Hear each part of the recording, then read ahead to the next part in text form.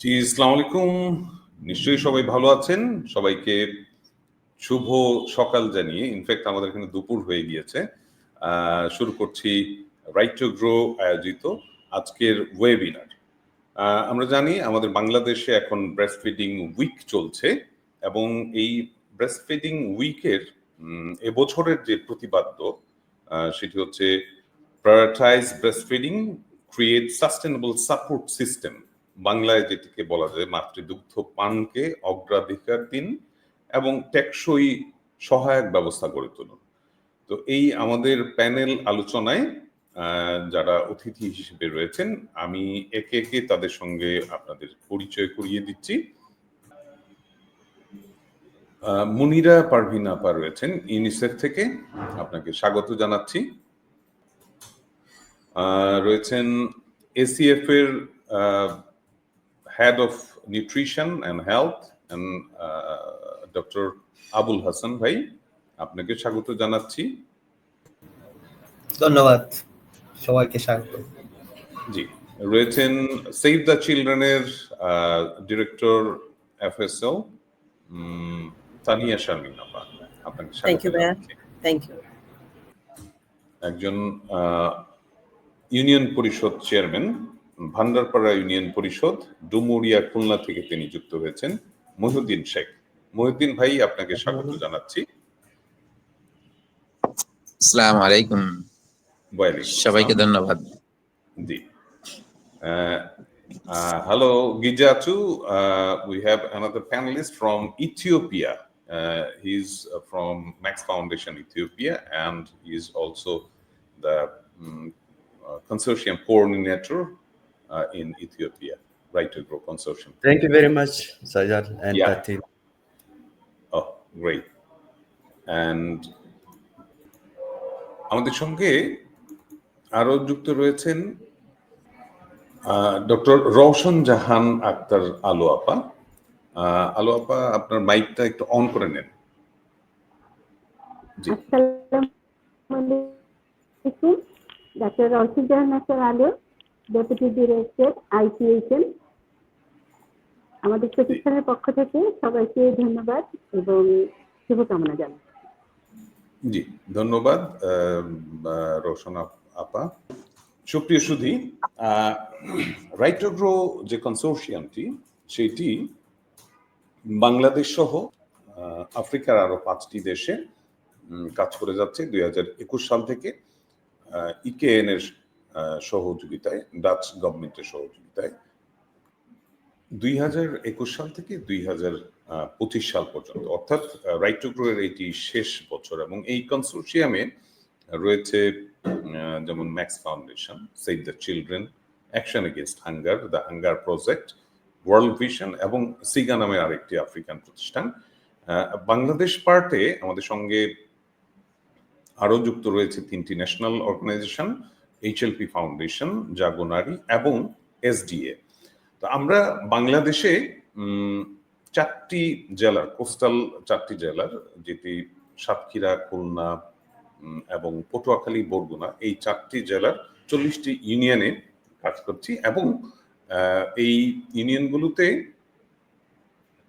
আমরা specially right to grow এর মূল টার্গেট যেহেতু আন্ডার 5 চিলড্রেনের নিউট্রিশন স্ট্যাটাসটা ইমপ্রুভ করার জন্য আমরা কাজ করে যাচ্ছি। এবং এই সময়ের মধ্যে আমরা বেশ অনেকগুলো অর্জন আমাদের রয়েছে, অ্যাচিভমেন্ট রয়েছে।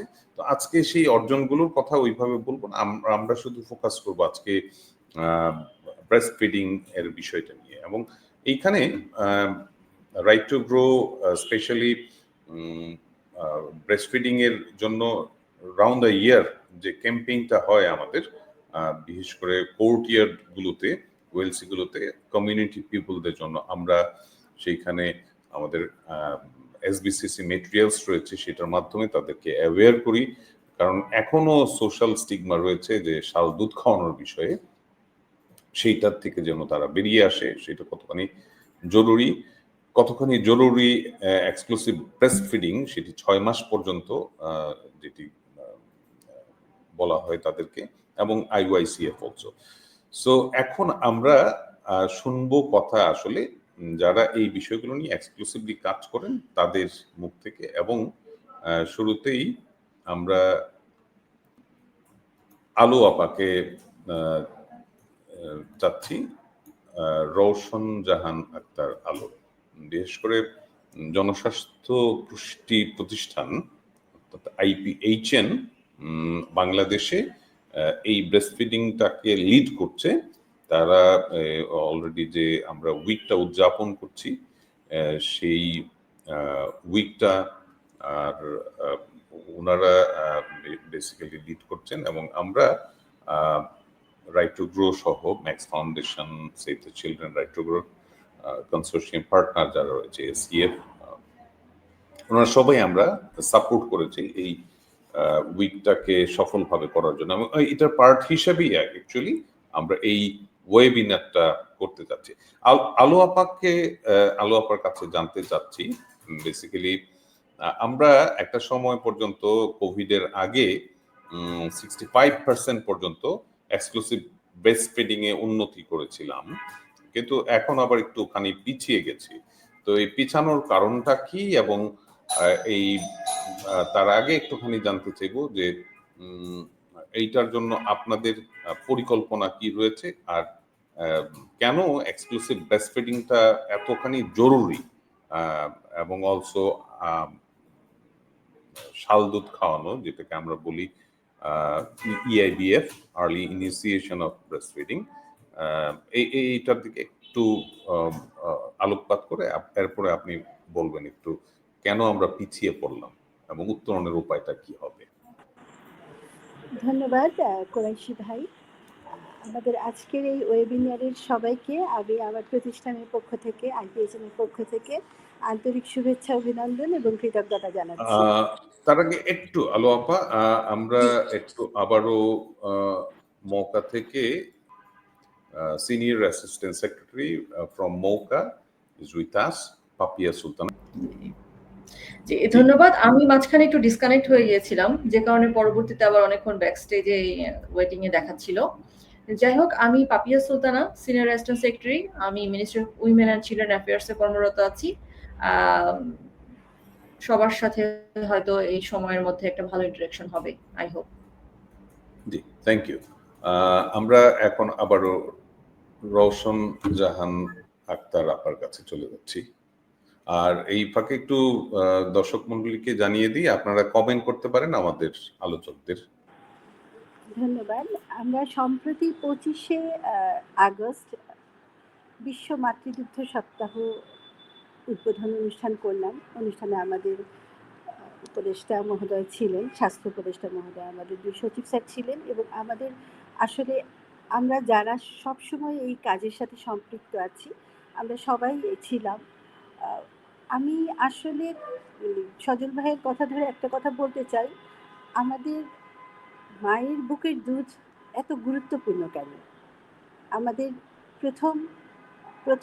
প্রথম একটাই কথা, বাচ্চার জন্মের সাথে সাথে বাচ্চাকে মায়ের বুকের দুধ দিন, যেটাকে আমরা শাল দুধ বলি। আমরা সবাই জানি যে শাল দুধ আমাদের জীবনের প্রথম ভ্যাকসিনেশন হিসেবেও আমরা এটাকে ট্রিট করে থাকি। এবং মায়ের বুকের দুধ শুধুমাত্র আমাদের যে শিশুর খাদ্য হিসাবে প্রকৃতির এক অনন্য উপহার তাই নয়, এটি আমাদের শিশুদেরকে, নবজাতককে বিভিন্ন রোগ থেকে, যেমন ডায়রিয়া, নিউমোনিয়া এবং মারাত্মক অপুষ্টি থেকে রক্ষা করে।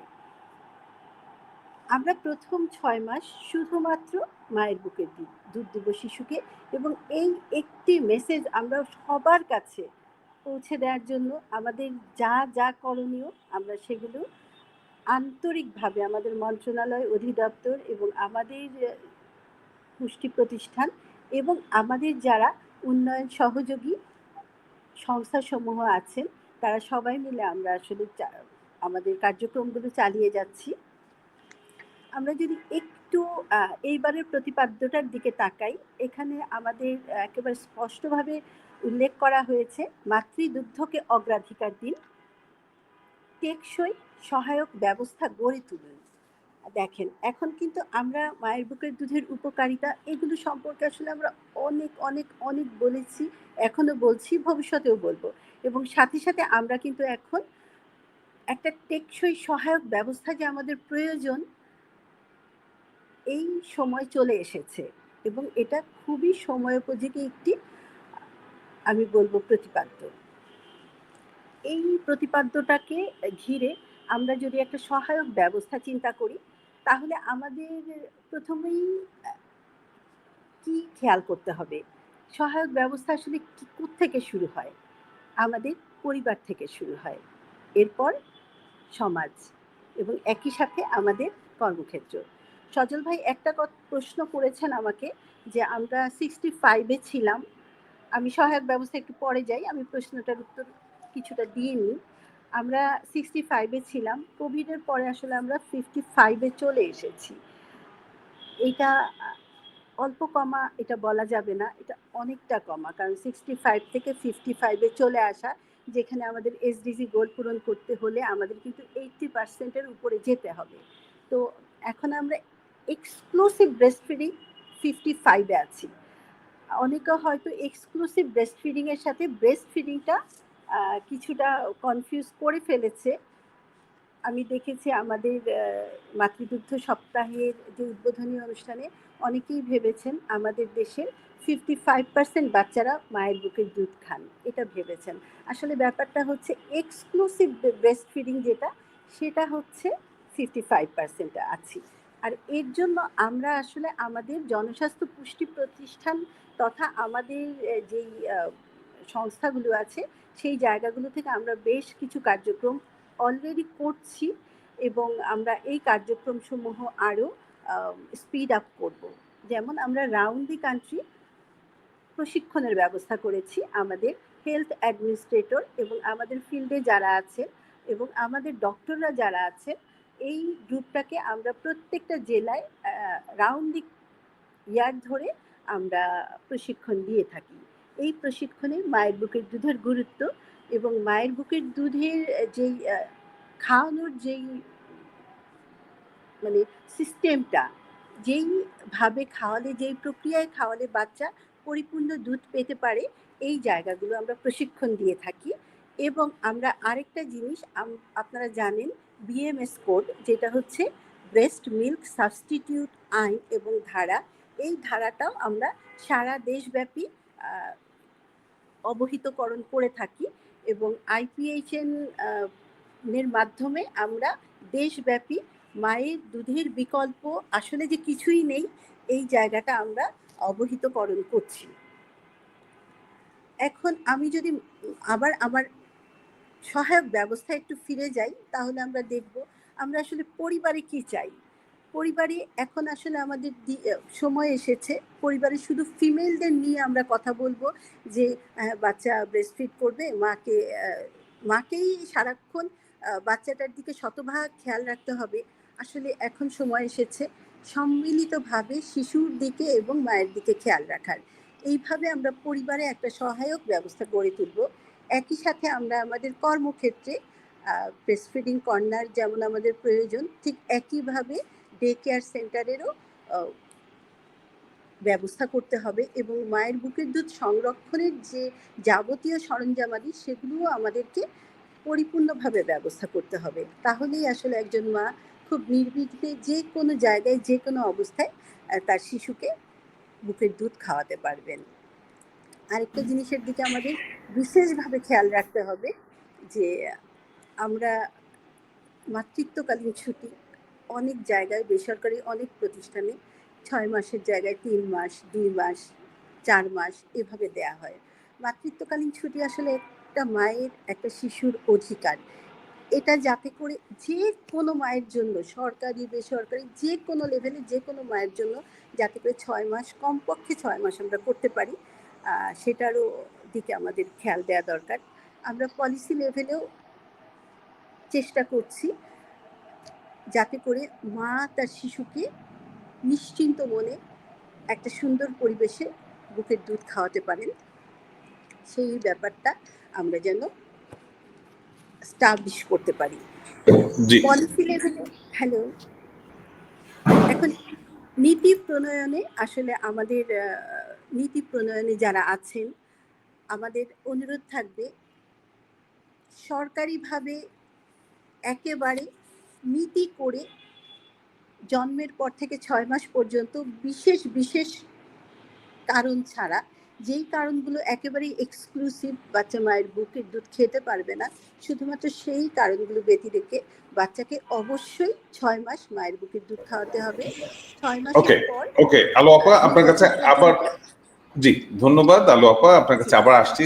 খুব গুরুত্বপূর্ণ কথা বলছিলেন আলো আপা, যে ধন্যবাদ সবাই।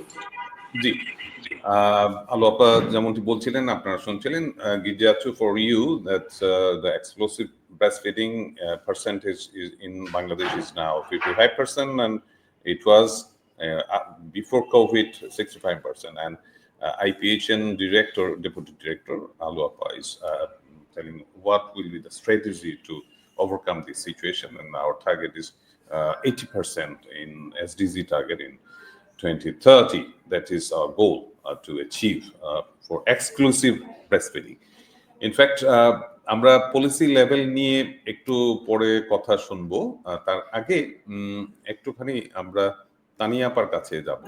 Tania Sharmin, director Save the Children and also member of Country Steering Committee of Right to Grow Consortium.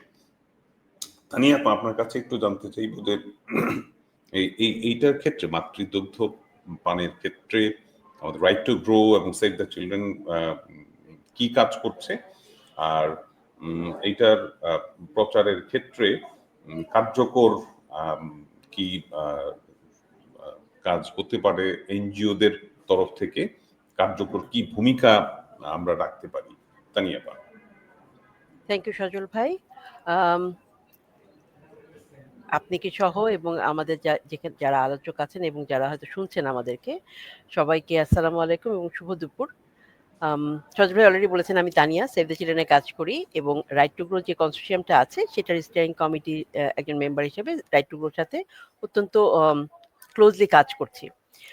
সজল ভাই যেটা জানতে চাইলেন যে আসলে রাইট টু গ্রো কি কাজ করছে এই যাতে আমাদের এক্সক্লুসিভ ব্রেস্ট ফিডিং অথবা ব্রেস্ট ফিডিং যেটা খুবই জরুরি একটা সহায়ক আমাদের নিউট্রিশন আন্ডার 5 এর নিউট্রিশন স্ট্যাটাসটাকে উন্নয়নের ক্ষেত্রে, সেই জায়গাতে যেহেতু রাইট টু গ্রো, আমি জানি না রাইট টু গ্রো প্রকল্পটা সম্পর্কে সবার কতটুকু আইডিয়া আছে, বাট এটি একটু ভিন্ন ধরনের প্রকল্প। আমাদের যারা ডেভেলপমেন্ট সেক্টরে কাজ করি তাদের আসপেক্টে এখানে সরাসরি আসলে সেভাবে কোনো ইনপুট অর কোনো এই ধরনের দেওয়ার কোনো সুযোগ নেই আমাদের পার্টিসিপেন্টদের কাছে, বাট এটা আসলে ওভারঅল একটা ক্যাপাসিটি বিল্ডিং, সেটা কমিটি লেভেল থেকে শুরু করে ন্যাশনাল লেভেল পর্যন্ত এবং সরকার বেসরকারি সব জায়গায় ক্যাপাসিটি বিল্ডিং একটা বড় জায়গা।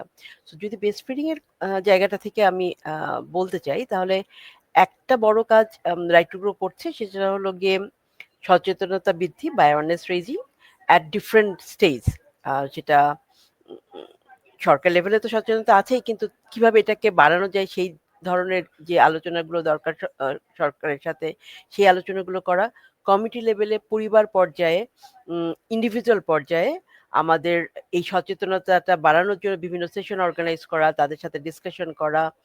ডেফিনেটলি যখন আমরা এই প্রোগ্রামের আলোকে বিভিন্ন সেশনগুলো করি, সেই সেশনে এই ধরনের ডিসকাশনগুলো করা এবং এটার কনসিকুয়েন্সগুলো তুলে ধরা অত্যন্ত সহজভাবে কমিউনিটির কাছে, মাদের কাছে বা পরিবারের কাছে, যে কেন এটা খুবই জরুরি এবং না করলে কি ক্ষতি হতে পারে, সেগুলো উদাহরণ সহ বিভিন্নভাবে আমরা তুলে ধরি, যাতে করে তারা এটাতে উৎসাহিত হয়। বা আমরা জানি যে এক্সক্লুসিভ ব্রেস্ট ফিডিং এর কিছু বাধা আছে, সেটা কুসংস্কার বলেন বা আমাদের কালচারাল যে নর্মস বলেন সেগুলোর আসপেক্টে। তো সেইগুলোকেও কিভাবে ভাঙা যায় সেই জন্য পরিবারের সাথে ডিসকাশন বলেন, সেই জায়গাগুলোর একটা বড় জায়গা আমরা রাইট টু গ্রো রেসপেক্টে আমাদের যে সকল পার্টনাররা আছি, আমরা সেভ দ্য চিলড্রেন থেকে শুরু করে ম্যাক্স আমাদেরকে লিড করছে, এছাড়া ওয়ার্ল্ড ভিশন, হাঙ্গার, এসিএফ, আমাদের একদম মাঠ পর্যায়ে জাগনারি বা অন্যান্য যে পার্টনাররা আছেন, তারা তাদের স্ব এলাকায় এই ধরনের ক্যাপাসিটি বিল্ডিং এর কাজগুলো করছেন বা অ্যাওয়ারনেস বিল্ডিং এর কাজগুলো করছেন কমিউনিটি পর্যায়ে। অ্যাওয়ারনেস বিল্ডিং এর জায়গাটা থেকে আরেকটা কাজ আমরা সরকারের সাথে খুব ক্লোজলি করে থাকি। যেমন এই বছরও যদি আমি ব্রেস্ট ফিডিং উইকটার কথা বলি, সেই জায়গাটাতে আমরা সরকারের সাথে অত্যন্ত, বিশেষ করে আইপিএইচএন এর সাথে, যেহেতু তারা লিড করছেন, তাদের সাথে অত্যন্ত কাছ থেকে আমরা কাজ করছি তাদের সাথে। এই সপ্তাহটার যে যে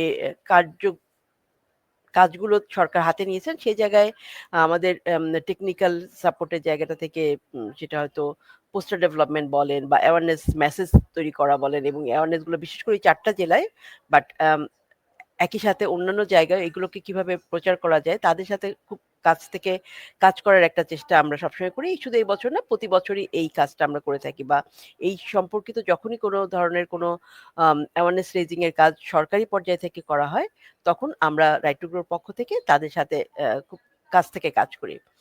এর সাথে আরেকটা জায়গায় আমরা কাজ করি, সেটা হলো ক্যাপাসিটি বিল্ডিং এর জায়গাটা। সেটা হলো গিয়ে জেলা বা ইউনিয়ন পর্যায়ে যে সকল সরকারি কর্মকর্তা বা কর্মচারীরা আছেন, সেটা কমিউনিটি হেলথ ওয়ার্কার বা ইভেন সিএসওদেরকে, তাদেরকে আমরা বিভিন্ন ধরনের প্রশিক্ষণের ব্যবস্থা করে থাকি, যে তারা তাদের কাজটা যেন আরো একটু মানে সঠিকভাবে তারা যেন করতে পারেন, সেই ধরনের কাজগুলো আমরা করে থাকি। বিভিন্ন আমাদের 4টা জেলার যে উপজেলাগুলোতে আমরা কাজ করি, সেই উপজেলায় যে কর্মী বাহিনীগুলো আছেন সরকারের এবং সেই সাথে সিএসওরা, তাদের সাথে, এবং সেই সাথে কিছু উদ্যোক্তাদেরও আমরা প্রশিক্ষণের ব্যবস্থা করে থাকি, যাতে তারা মেসেজিং বলেন বা এই জায়গাগুলোতে তারা যেন দক্ষ হয়ে ওঠে। এর বাইরে আমরা কিছু ব্রেস্ট ফিডিং কর্নারের জায়গাটাতেও কাজ করি, যাতে বিভিন্ন স্বাস্থ্য কমপ্লেক্স বা বিভিন্ন অফিসে বা এনজিও অফিসে তারা যেন ব্রেস্ট ফিডিং কর্নারটা ডেভেলপ করে, সেই জায়গাটার জন্য তাদের সাথে আমরা কাজ করি, যাতে করে তাদেরকে আমরা উৎসাহিত করতে পারি, যাতে তারা এনশিওর করতে পারে ব্রেস্ট ফিডিং কর্নারটা তাদের অফিসে। সো এই ধরনের কাজগুলো আসলে রাইট টু গ্রো থেকে করছি। এর বাইরে আমরা একটা জিনিস অ্যাড করে আমি শেষ করছি সজল ভাই, সেটা হলো আমরা একটা টুলস ইন্ট্রোডিউস করছি, কস্টিং মডেল, যেটার মাধ্যমে আসলে এই গ্যাপটা আমরা বের করতে পারবো, যে আসলে একদম ইউনিয়ন লেভেলে ইউনিয়নের কমিটির মাধ্যমে যে আসলে শিশুদের ব্রেস্ট ফিডিং এর জায়গাটাতে কোনো গ্যাপ আছে কিনা, এবং সেই গ্যাপের জন্য কোনো ধরনের সরকারি উদ্যোগ প্রয়োজন আছে কিনা। সো সেইটার জায়গাটা থেকেও একটা সাস্টেনেবল মডেলের জন্য আমরা সরকারের সাথে কাজ করছি। সো এইভাবেই রাইট টু গ্রো কাজ করছে সরকারি, বেসরকারি এবং প্রান্তিক জনগোষ্ঠীর সাথে। সজল ভাই, over to you. Thank you. জি, ধন্যবাদ তানিয়া আপা।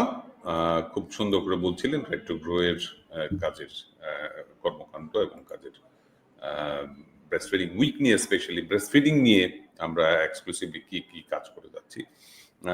বলছিলেন যে ব্রেস্ট ফিডিং কর্নারের স্থাপনের বিষয়ে আমরা বিভিন্ন ধরনের উদ্যোগ নিয়ে থাকি। অ্যাকচুয়ালি আমরা সরাসরি করি না, আমরা অ্যাকচুয়ালি ফেসিলিটেট করি। এবং মজার বিষয় হচ্ছে শুধুমাত্র কমিউনিটি ক্লিনিক কিংবা হেলথ সেন্টার গুলো নয়, মানে হেলথের সঙ্গে আরো অন্যান্য মিনিস্ট্রিও এখানে যুক্ত হতে হবে। আমরা এলজিডি এবং ওইখানকার যে আমরা একজন ইউনিয়ন পরিষদ চেয়ারম্যানকে রেখেছি। বিশেষ করে আমাদের এলাকাগুলোতে ইউনিয়ন পরিষদগুলোতেও বিভিন্ন সময়ে প্রসূতি মায়েরা যান বাচ্চাকে কোলে নিয়ে, এবং তাদের জন্য ওইখানে ব্রেস্ট ফিডিং কর্নার স্থাপনের জন্য আমরা ফেসিলিটেট করেছি। আমরা একটু সরাসরি শুনবো শেখ মহিউদ্দিন, আমাদের ভান্ডারপাড়া ইউনিয়ন পরিষদের চেয়ারম্যান এবং যিনি ডুমুরিয়া খুলনা থেকে যুক্ত হয়েছেন। অ্যাকচুয়ালি ব্রেস্ট ফিডিং উইক নিয়ে, breast feeding exclusive breast feeding এবং ইআইবিএফ শাল দুধ খাওয়ানোর বিষয়গুলো নিয়ে আপনারা কিভাবে প্রচারণা চালান, আর আপনাদের এখানে তো জানি যে আপনার ইউনিয়ন পরিষদেও একটি ব্রেস্ট ফিডিং কর্নার রয়েছে, এবং ডুমুরিয়া 14টি ইউনিয়ন পরিষদের প্রায় 13টির মধ্যেই ব্রেস্ট ফিডিং কর্নার স্থাপন হয়েছে। তা আপনার কথাগুলো একটু বলেন যে কিভাবে আপনি এই কাজে যুক্ত হলেন, এবং এটার ক্ষেত্রে চ্যালেঞ্জগুলো কি সেগুলো একটু যদি জানান। আসসালামু আলাইকুম। আপনি সহ যারা আজকে আলোচনা করছেন, এই গুরুত্বপূর্ণ আলোচনা শুনে আসলে তো শেখার তো শেষ নেই। এগুলো যখন আলোচনা শুনলাম খুবই ভালো লাগলো। আর আমরাও এখানে এই আপনাদের এসওর যে প্রতিনিধিরা এসে আমাদের ইউডিসিসির যে মিটিং গুলো হতো, এটার মানে মিটিং গুলো সঠিকভাবে হতো না আর কি। এই মিটিং গুলো সিএসওর প্রতিনিধিরা আসার পরে আমাদের নিয়মিত হয় মিটিং। এই মিটিং এ এরা এসে একটা মা ও শিশু কর্নার করার জন্য আমাদেরকে জানানোর পরে আমরা একটা চিন্তা করে দেখলাম যে আমাদের ইউনিয়ন পরিষদগুলোতে মায়েরাই বেশি আসে। বিভিন্ন সময় আমরা যে এই যে জন্ম নিবন্ধন করা বলেন, মাতৃত্বকালীন যে ভাতা দেওয়া হয় এই ভাতা, এবং বিভিন্ন সময় আমরা যে জিআরএস চাউল দেই, এই চাউল নেওয়ার জন্য অধিকাংশ ক্ষেত্রেই মায়েরাই আসে। পুরুষরা সাধারণত কর্মব্যস্ত থাকে, মায়েদের পাঠায়, এবং মায়েরা বাচ্চাদের সাথে করে নিয়ে আসে, ছোট বাচ্চা নিয়ে আসে। এই বাচ্চাদের এখানে মায়েরা দুধ পান করাতে পারতো না, একটা লজ্জা বোধ করতো। তো তখন যে সিএসওর যে প্রতিনিধিরা আমাদের যে প্রস্তাব করেছিল শিশু কর্নার করার জন্য, এই মা ও শিশু কর্নার আমরা আমাদের বাজেটে আনলাম, এবং আমরা একটা 3,14,000 টাকা ব্যয় করে একটা মা ও শিশু কর্নার করেছি। এখন এখানে অধিকাংশ মায়েরা যারা এখানে আসে বাচ্চাদের নিয়ে, তারা ওইখানে তাদের বাচ্চাদেরকে দুধ পান করায়, এবং এখানে যেসব গর্ভবতী মায়েরাও আসে তারাও ওইখানে এসে বিশ্রাম নেয়। এই যে উপকারটা মায়েরা বুঝতে পারছে, এগুলো এরা যে এলাকায় যে অন্য মায়েদেরকে বলে, তাতে করে একটা সাড়া পড়ছে যে এখানে এখন মায়েরা এসে স্বাচ্ছন্দ্য বোধ করে।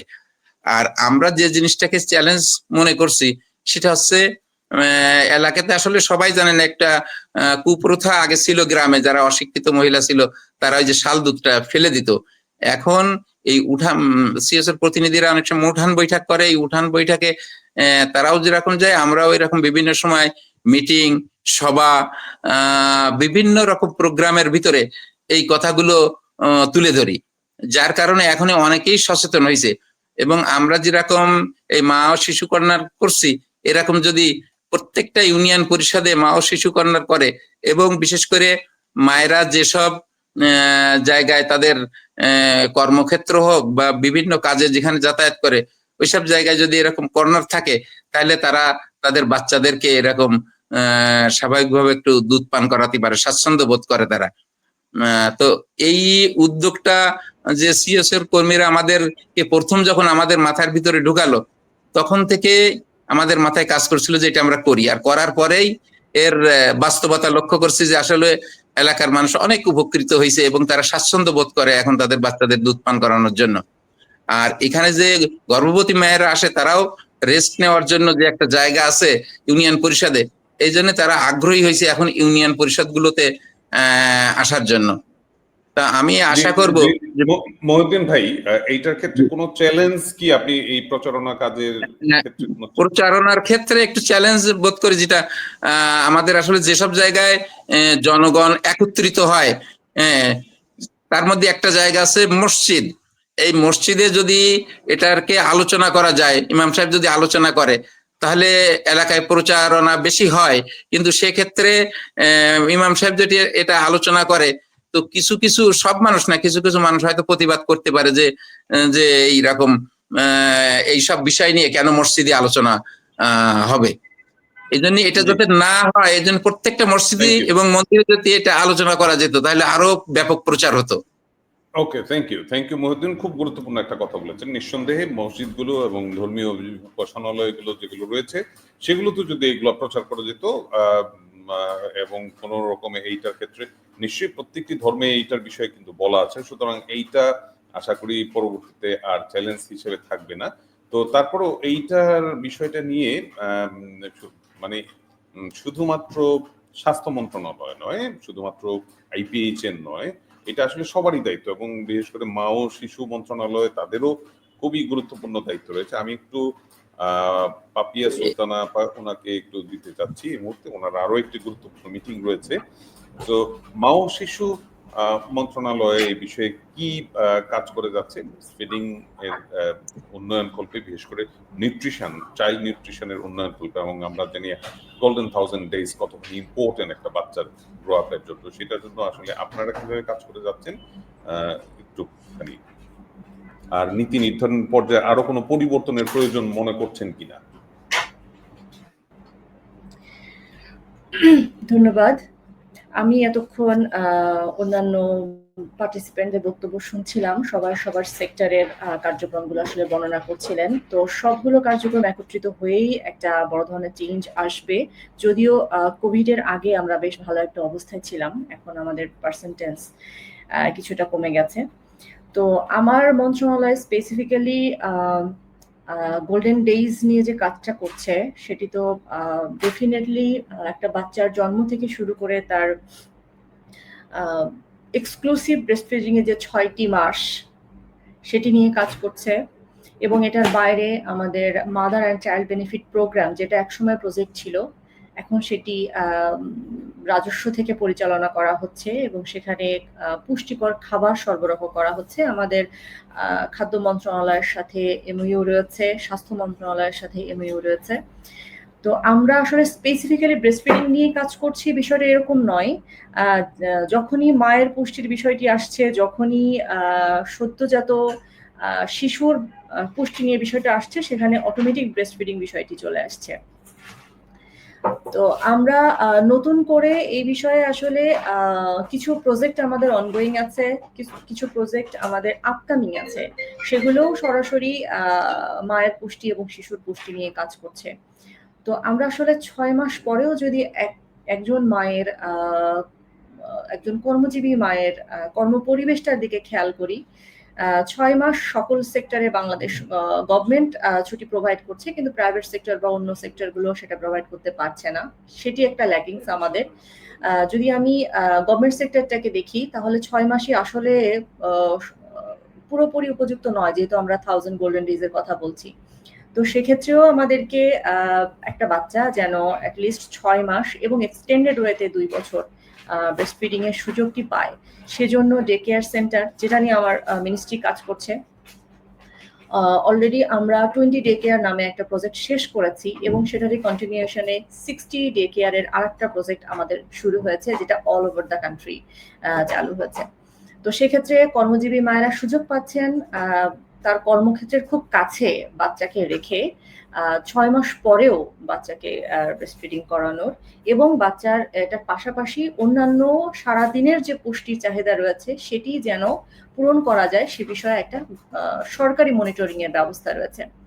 তো আমাদের যে ব্রেস্টফিডিং উইক যাচ্ছে, নিঃসন্দেহে এটি ন্যাশন ওয়াইড সচেতনতা তৈরির একটা কার্যক্রম আমাদেরকে সমন্বিতভাবে নিতে হবে। কিছুক্ষণ আগে আমরা ইউনিয়ন পরিষদের একজন চেয়ারম্যান সাহেবের বক্তব্য শুনলাম, একেবারে রুট লেভেলে যে কার্যক্রমগুলো চলছে সেগুলো আসলে সচেতনতাটা মানুষের মধ্যে ছড়িয়ে দিতে হবে। অনেক মানুষ এটা জানে না এখনো পর্যন্ত, এটাই হচ্ছে ধ্রুব সত্য, এবং এই সত্যটাকে মেনে নিয়েই আমাদেরকে আরো ব্যাপক প্রচারণার দিকে যেতে হবে। সেটি শুধু গভর্নমেন্ট পর্যায়ে নয়, আমরা এখানে আরো যারা পার্টিসিপেন্ট আছেন, আপনারা বেসরকারি পর্যায়ে কাজ করছেন, আপনাদের কাজের ক্ষেত্রটাও অনেক বড়। একত্রিতভাবে আমার মনে হয় যে আমরা কাজ করলে আমরা আমাদের 1000 গোল্ডেন ডেইজ, একটা বাচ্চার 6 মাসের এক্সক্লুসিভ ব্রেস্ট ফিডিং, এবং তার যে প্রথম 2 বছর একটা বাচ্চার শারীরিক এবং মানসিক বিকাশের যে ক্রুশিয়াল টাইমটা, সেটা আমরা এনশিওর করতে পারবো, এবং আমরা সুস্থ একটা আগামী প্রজন্ম পাবো। সবাইকে ধন্যবাদ। আমি একটু সবার কাছ থেকে ক্ষমা চেয়ে নিচ্ছি, কারণ আমার আরো কিছু অ্যাপয়েন্টমেন্ট রয়েছে।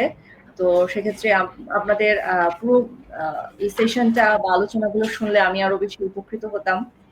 হয়তো আমাদের আপকামিং কোনো বিষয় আমি বিষয়টাকে ইনপুটও দিতে পারতাম। যাই হোক, সবার কাছে আবার একটু ক্ষমা চেয়ে নিচ্ছি, এবং আমাকে এই অনুষ্ঠানে বা এই প্রোগ্রামে আমন্ত্রণ জানানোর জন্য আপনাদেরকে ধন্যবাদ জানাচ্ছি, এবং সেই সাথে আমার সচিব স্যারের কাছে আমি কৃতজ্ঞতা প্রকাশ করছি, যদিও স্যার এই ফোরামে নাই, স্যার আমাকে সুযোগটি করে দিয়েছেন। ধন্যবাদ। জি, অনেক ধন্যবাদ।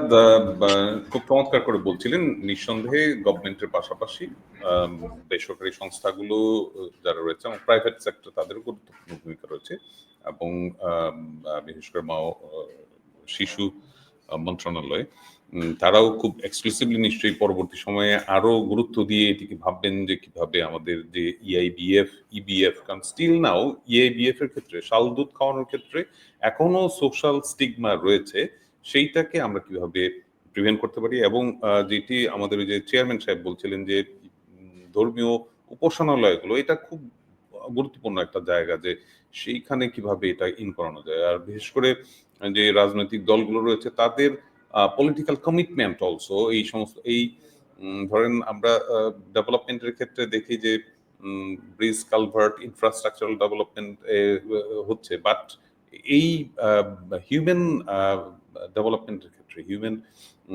যে এইটা জনশক্তি হিউম্যান স্ট্রেংথটাকে বাড়ানোর জন্য পার্টিকুলারলি চিলড্রেনদের ক্ষেত্রে ইনভেস্ট করাটা এবং এটা দেখা গেছে যে এই ইনভেস্টমেন্ট রিটার্ন অফ ইনভেস্টমেন্ট রেটটা অনেক অনেক বেশি, 23% রিটার্ন। এবং আমরা যদি একটা স্মার্ট বাংলাদেশ চাই, স্মার্ট বিশ্ব চাই, ইনফ্যাক্ট শিশুদেরকে দিকে নজর দিতে হবে। তো থ্যাংক ইউ পাপিয়া আপা, নিশ্চয়ই পরবর্তী সময় আপনাকে আরো পাবো। এখানে আমাদের মধ্যে বেশ কয়েকজন কমেন্ট করেছেন। মাজহারুল ইসলাম বলেছেন ইম্পর্টেন্ট সেশন এবং কিভাবে অ্যানাউন্স করা যায়, থ্যাংক ইউ। আর এই মাসুদ রানা ভাই তিনিও বলেছেন যে পাবলিক প্রাইভেট পার্টনারশিপের মাধ্যমে কিভাবে এইটাকে আরো উন্নয়ন ঘটানো যায়। ধন্যবাদ আপনাদের কমেন্টের জন্য। আরো যারা যুক্ত রয়েছেন আপনারা কমেন্ট করেন, আপনাদের কমেন্টগুলো আমরা সময় সময় দেখার চেষ্টা করব। আমি একটু এই মুহূর্তে যেতে চাই মনিরা আপার কাছে। জি, মনিরা আপা উনি ইউনিসেফে রয়েছেন এবং ইউনিসেফ কিভাবে এই ক্ষেত্রে এসডিজি অর্জনের ক্ষেত্রে গভর্নমেন্টকে সহায়তা দিচ্ছে এবং সিরিয়াসলি আমরা যদি বলি যে প্রথম 6 মাসের এই যে গুরুত্বের জায়গাতে এবং শিশুর ক্ষেত্রে এটি যে দীর্ঘমেয়াদী প্রভাবটি ফেলে সেইটার বিষয়েও একটু আলোকপাত করবেন মনিরা আপা। Over to you. Okay, so অনেক ধন্যবাদ মিস্টার কোরেশি।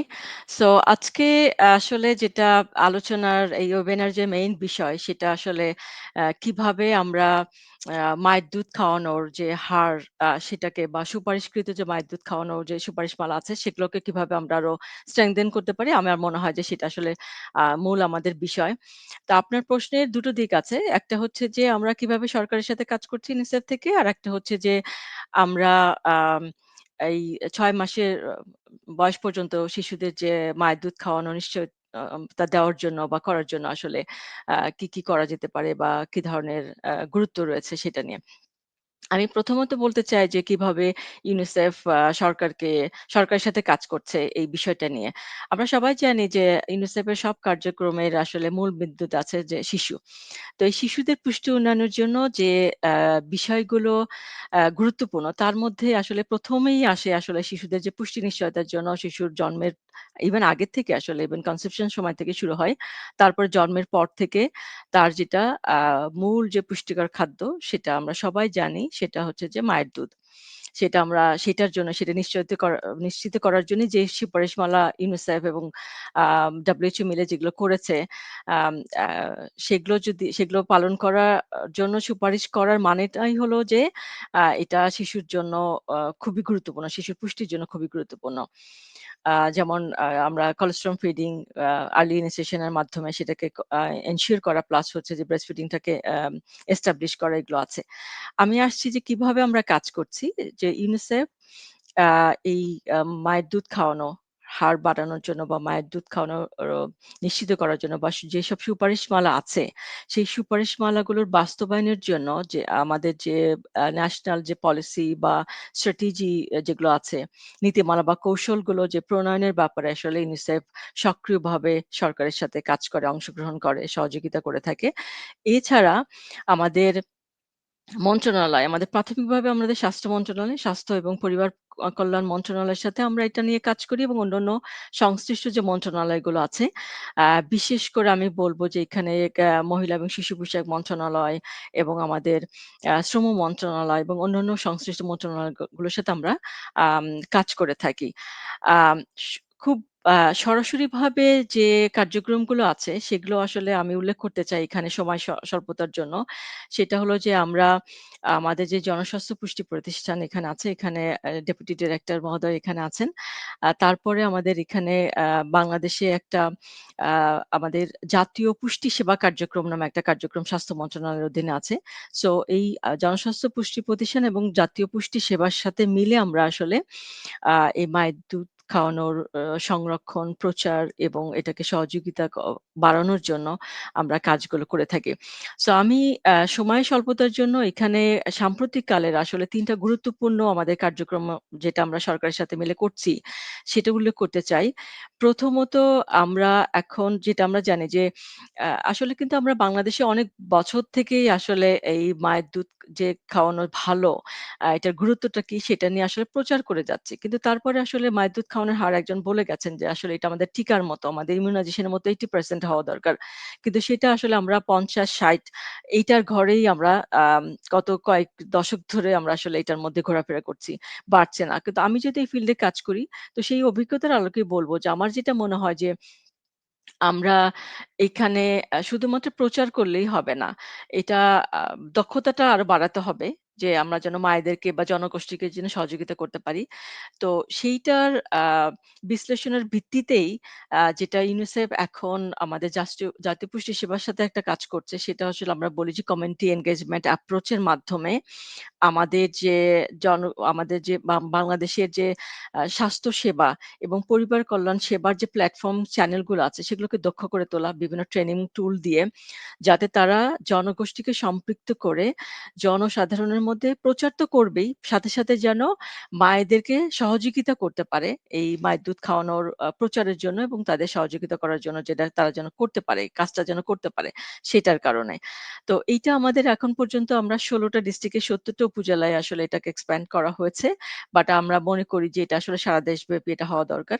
স্বাস্থ্য সেবা এবং পরিবার কল্যাণ সেবার যে আমাদের চ্যানেল বা প্ল্যাটফর্ম আছে, তাদের মাধ্যমে এটা করা দরকার। যেমন ইমিউনাইজেশন এর জন্য আমাদের একটা প্ল্যাটফর্ম আছে। সেখানে আমরা অনেক সংস্থায় কাজ করছি। সেটার সাথে ইউনিসেফও আসলে সরকারকে স্বাস্থ্য মন্ত্রণালয়কে সহযোগিতা করে যাচ্ছে যে ইমিউনাইজেশন এর ওই প্ল্যাটফর্মে ওই সময় যেন প্রত্যেকটা বাচ্চার জন্য যেন গ্রোথ মনিটরিং প্রমোশন হয়। তো সেই প্রমোশনের পার্ট হিসাবে যারা যেসব কেয়ার গিভার বা মায়েরা বা বাবারা আসছে ওখানে টিকা নেওয়ার জন্য, তাদেরকে যেন এই মায়ের দুধ খাওয়ানোর প্রচার এবং সহযোগিতার জন্য যেন সেই তথ্যগুলো এবং পরামর্শগুলো যেন দেওয়া যায় সেটা। দ্বিতীয়টা হচ্ছে যে আমাদের এখানে আমরা আম আমাদের মন্ত্রণালয় থেকে বলে গেছেন এবং অন্যান্য যারা আলোচনা করছিলেন তারাও কিন্তু একটা গুরুত্বপূর্ণ একটা কথা বলেছেন যে আমাদের আসলে বাংলাদেশে কর্মজীবী মায়ের হার বাড়ছে। বিশেষ করে বেসরকারি খাতে এবং আমাদের কলকারখানার পরিমাণ বেড়ে যাচ্ছে এবং কলকারখানাগুলোতে দেখা যায় যে ৬০-৮০% আসলে যারা কর্মরত আছেন তারা আসলে মহিলা। তারা আসলে কিন্তু আ মাইগ্রেটেড হয়ে আসেন।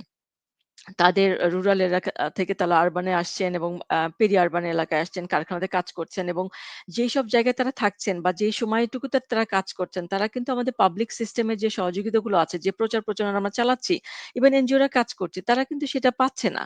তো কিন্তু আমাদের কিন্তু মন্ত্রণালয়গুলো থেকে স্বাস্থ্য মন্ত্রণালয় এবং শ্রম মন্ত্রণালয় কিন্তু কিছু আইন প্রণয়ন করেছেন যে এইসব কারখানাগুলোতে কতগুলি শ্রমিক থাকলে বা কতজন মহিলা শ্রমিক থাকলে তাদের তারা যেন তাদেরকে আমরা সবাই জানি যে বেসরকারি খাতে আমাদের ৪ মাস পর্যন্ত ইয়ে থাকে, মাতৃত্বকালীন ছুটি থাকে।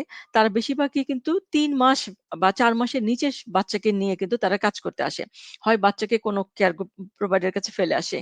কিন্তু এই সময় আমরা আবার কথা বলছি যে আমাদের এক্সক্লুসিভ ব্রেস্ট ফিডিং এটা আসলে ম্যান্ডেটরি এবং এটা সবার ক্ষেত্রে হতে হবে at least 80%। So how can I do that? তো ওইটার জন্য ২০১৭ সালে স্বাস্থ্য মন্ত্রণালয় এবং শ্রম মন্ত্রণালয় মিলে একটা উদ্যোগ গ্রহণ করেছে। এটা জাতীয় পর্যায়ে একটা উদ্যোগ, সেটাকে বলে মাদার্স এট ওয়ার্ক। আ সেই উদ্যোগটা বাস্তবায়নের জন্য এখন পর্যন্ত কারিগরি সহায়তা প্রদান করছে ইউনিসেফ এবং আমরা বিজিএমএ এবং অ্যাসোসিয়েশন গুলোর সাথে মিলে আমরা এখন পর্যন্ত ৩৭০ টা কারখানাতে বা গার্মেন্টস ফ্যাক্টরিতে আমরা এই উদ্যোগটা আমরা নিয়ে গেছি। কিন্তু আমাদের বাংলাদেশে কিন্তু ৪,০০০ এর বেশি বা মানে গার্মেন্টস ফ্যাক্টরি আছে ৪,০০০ এর বেশি। অন্যান্য কারখানা তো আছেই। অসংখ্য আমাদের মায়েরা আছে যারা কিনা ৬ মাসের নিচের বাচ্চা নিয়ে তাদের কাজে যোগদান করছে। কিন্তু আমাদের আইন আছে। আইন মোতাবেক তারা হয়তো একটা ব্রেস্ট ফিডিং কর্নার ও করছে বা একটা ডে কেয়ার সেন্টার ও আছে।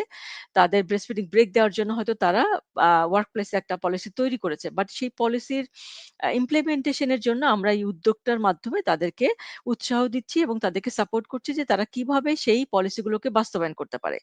এটা হচ্ছে সেই উদ্যোগটা।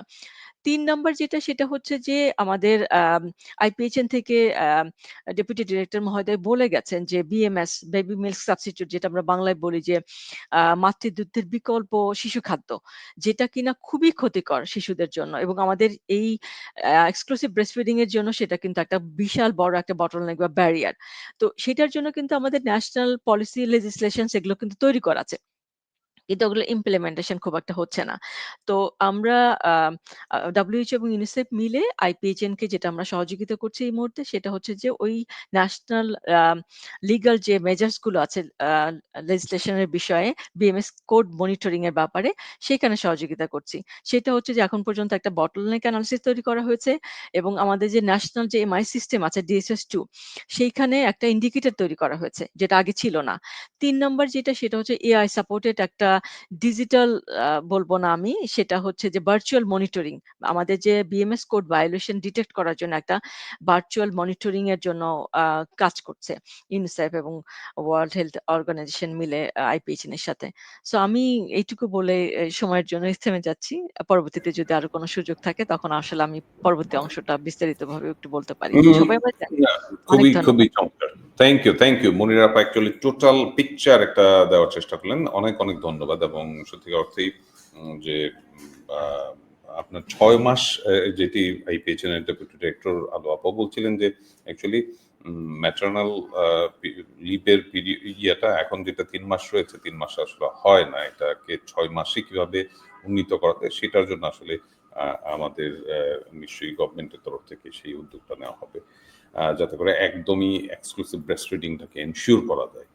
আর আমরা একটুখানি এই ক্ষেত্রে এনজিওদের কি আরো ভূমিকা থাকতে পারে, বিশেষ করে এসবিসিসি মেটেরিয়ালস ডেভেলপমেন্ট সহ কিভাবে এই প্রচারণার কাজে এনজিওরা আরো ভূমিকা রাখতে পারে, এবং কিছু প্রচলিত ভুল ধারণা কিংবা সাংস্কৃতিক ধারণা, সোশ্যাল স্টিগমা রয়েছে, সেইটার ক্ষেত্রে কি কার্যকর পদক্ষেপ নেওয়া যায়। হাসান ভাইয়ের কাছ থেকে শুনবো, ডক্টর আবুল হাসান। ধন্যবাদ সজল ভাই এবং উপস্থিত সকল আলোচকদের ও শ্রোতাদের। প্রথমত আমরা খুবই হ্যাপি যে আমাদের রাইট টু গ্রো, আমরা রাইট টু গ্রো এর একটা অন্যতম একটা কনসোর্টিয়াম মেম্বার। আপনাদের এই মত উদ্দেশ্য আজকে যে ওয়েবিনার, মাতৃদুগ্ধকে অগ্রাধিকার দিন, টেকসই সহায়ক ব্যবস্থা গড়ে তুলুন, এটা নিয়ে আলোচনা করা হচ্ছে। আপনার যে প্রশ্ন করেছেন, আসলে প্রশ্নর খুবই গুরুত্বপূর্ণ এই মুহূর্তে, যেটাকে যদি আমরা একটু বোঝানোর চেষ্টা করি, যে আমরা যখন এসিএফ 2007 সাল থেকে বাংলাদেশে কাজ শুরু করি, তখন থেকে আমাদের নিউট্রিশন প্রোগ্রামের একটা অন্যতম একটা দিক ছিল হচ্ছে promotion of early initiation of breast feeding and exclusive breast feeding. তো সেই ক্ষেত্রে আমরা আসলে সমাজে অনেকগুলা ভ্রান্ত ধারণা বা মিথ যেটাকে বললেন, অলরেডি আমাদের বিভিন্ন আলোচকরা বর্ণনা তারা বলেছেন এবং অনেকে বর্ণনাও করেছেন কি ধরনের আছে। তার জাস্ট কিছু এক্সাম্পল আমি একটু দিতে চাই। সেটা হচ্ছে যে আমাদের সমাজে কিন্তু প্রচলিত অনেকগুলা ভ্রান্ত ধারণা আছে। যেমন অনেকে মনে করে যে শাল দুধ বা কোলেস্ট্রল এটা নোংরা কিনা, এটা ক্ষতিকর কিনা, যেটা আসলে পুরোপুরি একটা ভ্রান্ত ধারণা। অলরেডি আমরা শুনেছি, এতক্ষণ জেনেছি যে শাল দুধ হচ্ছে শিশুর একটা প্রথম টিকা, এতে অ্যান্টিবডি আছে এবং প্রয়োজনীয় স্বাস্থ্য এবং পুষ্টি এবং বৃদ্ধির জন্য যা দরকার একটা শিশুর সমস্ত কিছু আছে। তারপরে আমরা আরেকটা ভ্রান্ত ধারণা যেটা আমরা দেখতে পাই, সেটা হচ্ছে যে একটা শিশু জন্মের পরে মধু বা চিনি এই ধরনের কোনো কিছু দিলে শিশু ভালো করে কথা বলতে পারবে, মিষ্টি কথা বলবে। অথবা অনেকের ভ্রান্ত ধারণা থাকে যে ফর্মুলা দুধ যদি দিই তাহলে বাচ্চার ওজনটা ভালোভাবে বাড়বে এবং বাচ্চাটা আসলে ইয়ে হবে, তার পুষ্টি এবং স্বাস্থ্য ভালো হবে। এটা সম্পূর্ণ একটা ভ্রান্ত ধারণা যে জন্মের 1 ঘন্টার ভিতরে শুধুমাত্র বুকে দুধ দিতে হবে এবং 6 মাস পর্যন্ত এক্সক্লুসিভ ব্রেস্ট ফিডিং। এবং এছাড়া যদি আমরা 6 মাসের ভিতরে শিশুকে অন্য কোনো কিছু যদি আমরা দিই, তাহলে শিশুর মারাত্মক স্বাস্থ্য সমস্যা হবে, এমনকি মারা যেতেও পারে। এছাড়া ডায়রিয়া হলে দুধ বন্ধ করে দেই, তারপরে হচ্ছে অনেকের ভ্রান্ত ধারণা থাকে মায়েদের যদি ব্রেস্ট ছোট হয় তাহলে কি ব্রেস্ট ফিডিং করতে পারে না। অনেকে বলে যে কর্মজীবী মহিলা যারা আছে তারা ব্রেস্ট ফিডিং খাওয়াইতে পারে না। তারপরে অনেক গরম হলে হচ্ছে বাচ্চাদের একটু পানি দিতে হয়। তারপরে হচ্ছে যে ডেলিভারির পরে হ্যাঁ মায়েদের আসলে ব্রেস্ট আসতে একটু দেরি করে, সে সময় কি বাচ্চাকে তো বাঁচাতে হলে অন্য কিছু খাওয়াতে হবে। তো এইগুলো সমস্ত কিছু ভ্রান্ত ধারণা। আসলে একজন শিশু যখন ডায়রিয়া হবে তখন তার মায়ের বুকে দুধ তাকে কোনো অবস্থায় বন্ধ করা যাবে না। যদি ডায়রিয়ার কারণে তার মানে পানি শূন্যতা হয় তাহলে অবশ্যই কোনো একটা ডাক্তারের পরামর্শ নিলে ডাক্তারের পরামর্শ অনুসারেই তাকে মায়ের বুকে দুধের সাথে হয়তো স্যালাইন তাকে সাজেস্ট করতে পারে। কিন্তু আমাদের সমাজে দেখবেন যে এখন একটা ট্রেন্ড চলতেছে, ডায়রিয়া মিল্ক বলে একটা জিনিস আর কি ব্যাপকভাবে হচ্ছে প্রসার করা হচ্ছে বাণিজ্যিক ভাবে, যাতে করে এই শিশুগুলো এই মায়েগুলা আসলে এইগুলার দিকে বেশি ঝুঁকে পড়ে। এছাড়া ব্রেস্ট ফিডিংটা কিন্তু এটা একটা ন্যাচারাল, এটা পুরোপুরি ডিপেন্ড করে একটা শিশু তার মায়ের ব্রেস্ট ফিডটাকে কিভাবে আসলে কতটুকু ব্রেস্ট ফিডিং যেটাকে আমরা বলি যে সাক করতেছে বা এটা সাকলিং রিফ্লেক্সটা হচ্ছে, এটার মাধ্যমে ব্রেস্ট ফিডিং হয়। এটা সম্পূর্ণ হরমোনাল বিষয়, এখানে ব্রেস্টের আকারের সাথে কোনোভাবে জড়িত থাকে না। একজন কর্মজীবী মাকে আমরা বলি, অলরেডি মুনিরা আপা বলেছেন যে এক্সপ্রেস মিল্কের কথা, আলো আপাও বলেছেন যে কিভাবে হচ্ছে মায়ের দুধ গেলে সেটাকে সংরক্ষণ করা যায় এবং শিশুকে খাওয়ানো যায়। এটাকে নিশ্চিত করতে পারলেও কিন্তু আমরা একজন কর্মজীবী মা তাকেও এক্সক্লুসিভ ব্রেস্ট ফিডিং করানো সম্ভব 6 মাস পর্যন্ত। তো এই ধরনের যখন ভ্রান্ত ধারণাগুলো আসে তখন আমরা আসলে যারা আছে এনজিও এবং গভর্নমেন্টের যারা আমরা একসাথে কাজ করি তারা কিভাবে কাজ করব।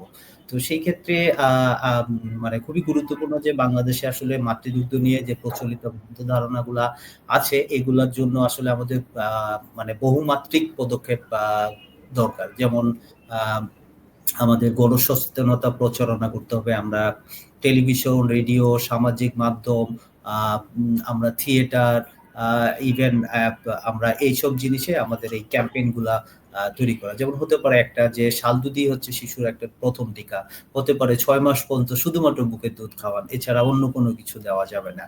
আমরা প্রচারণা করতে পারি হচ্ছে ব্রেস্ট ফিডিং বিএমএস অ্যাক্ট যেটা আছে সেটাকে কঠোরভাবে কিভাবে আরো বাস্তবায়িত করা যায়, যে কোনো ধরনের শিশুর ফর্মুলা বা শিশুর দুধের যে বাণিজ্যিক ভাবে যে বিপণন বা প্রচার, এগুলো সম্পূর্ণ নিষেধ এবং এগুলো যদি কোথাও করে তাকে অবশ্যই শাস্তির আওতায় আনতে হবে। এরপরে সকল স্বাস্থ্য প্রতিষ্ঠান, বিশেষ করে কমিউনিটিতে যদি কমিউনিটি ক্লিনিক বা আমরা যদি পরিবার পরিকল্পনা আওতায় যে union family planning welfare centre গুলো আছে সেইগুলোতে যারা স্বাস্থ্য সেবা দেয় তাদেরকে আমরা ট্রেনিং করা, সেইখানে ব্রেস্ট ফিডিং কর্নার গুলা এস্টাবলিশ করা এবং হচ্ছে আমরা হসপিটাল গুলোতে আমরা breast feeding baby friendly breast feeding initiative যেটা আমরা বলে থাকি আর কি, এই ধরনের হসপিটাল ইনিশিয়েটিভ আমরা আরো স্কেল আপ করতে পারি। আমরা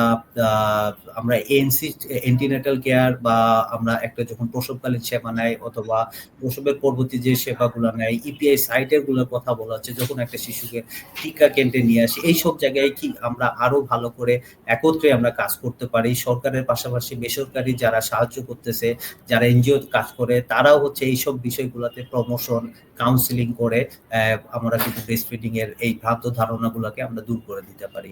এছাড়া আমাদের এই ইমাম বা রিলিজিয়াস লিডার, কারণ অলরেডি আলোচনা হয়েছে যে প্রত্যেক ধর্মেই ব্রেস্ট ফিডিংটাকে অত্যন্ত গুরুত্ব সহকারে বলা হয়েছে এবং এটার ব্রেস্ট ফিডিং করার জন্য আসলে অনেক দিক নির্দেশনা দেওয়া হয়েছে। সুতরাং এটা এমন কোনো বিষয় না যেটা আমরা মসজিদে মন্দিরে বা কোনো গির্জাতে আলোচনা করতে পারবো না, বরঞ্চ এটা খুবই গুরুত্বপূর্ণ একটা বিষয় এবং এটা ধর্মীয় ভাবেও এটা অত্যন্ত গুরুত্বপূর্ণ। তো এই বিষয়গুলো আমরা তাদেরকে কিভাবে সংযুক্ত করে তারা কিভাবে তাদের নৈতিক দায়িত্ব হিসেবে এগুলোকে প্রচার করতে পারে, সেই ক্ষেত্রে আমরা সরকারের পাশাপাশি এনজিওরাও আমরা বিভিন্নভাবে কাজ করতে পারি।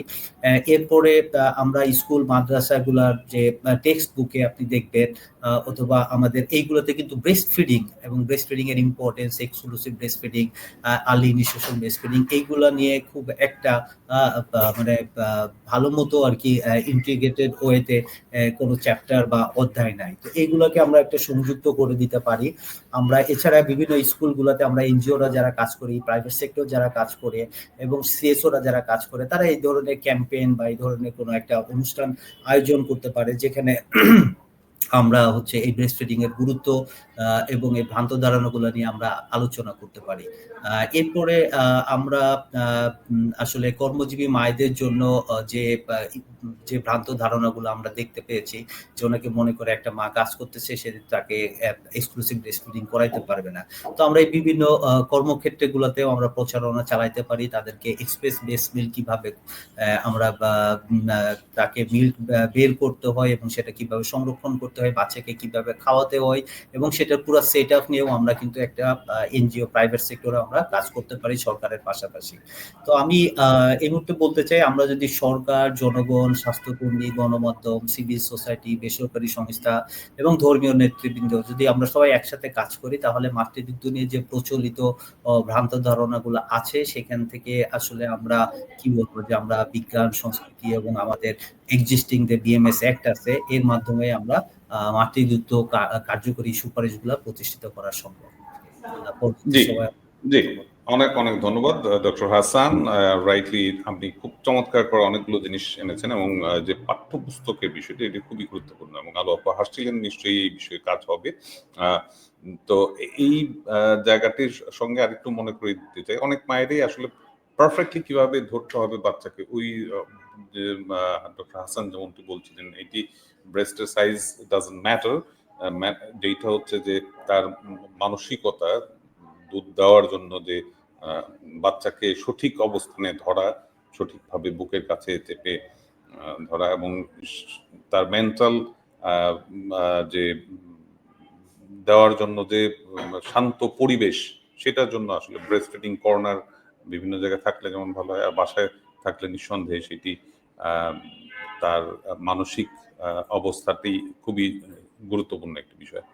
সো আমরা এখন একটু গিজাচুর কাছে যাব। গিজাচু, now actually we are all talking about the context of Bangladesh, how to improve the breastfeeding situation. Now, what is your situation in Ethiopia and why you address this thing, exclusive breastfeeding or EIBF, the early initiation of breastfeeding, and also IYCF condition? Yeah, thank you very much, all. That is, I think, a good opportunity for us, to share the experiences of the breastfeeding in Ethiopia and also Bangladesh. Almost it is similar. Let's start from the coverage of the exclusive breastfeeding in Ethiopia. So it is 59%, which is almost similar with Bangladesh. And also the early initiation, that is 72% in Ethiopian context. And also the continuation of breastfeeding up to 1 year, that's 95%, which is very good. Very good. But that in general, when we see the IYCF context in Ethiopia, that is poor, because this IYCF practice contributes a lot for the reduction of malnutrition. And in Ethiopia, there is a grand initiative which is called the Sakota Declaration Program, which is a goal of reducing or avoiding malnutrition, including stunting by 2030. So having said this, the government of Ethiopia, developed different strategies, different initiatives, to promote the breastfeeding practices in Ethiopia. So this initiative will also help us, to reduce malnutrition, stunting, and other diarrhea disease among children, which promotes the development of children in Ethiopia. So that as Max Foundation, what we are doing currently is, strengthening the government systems, which means there is an initiative, as I said before, the IYCF, the Sakota Declaration, and different government initiatives. So we are, strengthening in capacity building, in advocacy, and funding and other opportunities supporting the government that promotes the breastfeeding and other IYCF practices in Ethiopia. And the other, promoting the community platforms. There are different community platforms here in Ethiopia, which actually contributes for the awareness, for the social movement, and also the mobilization of the community to promote these breastfeeding initiatives.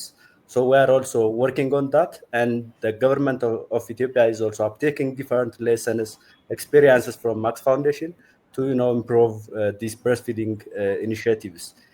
And the other, we are also working on the behavior change activities, on the nutrition counseling at the facility level, the community level.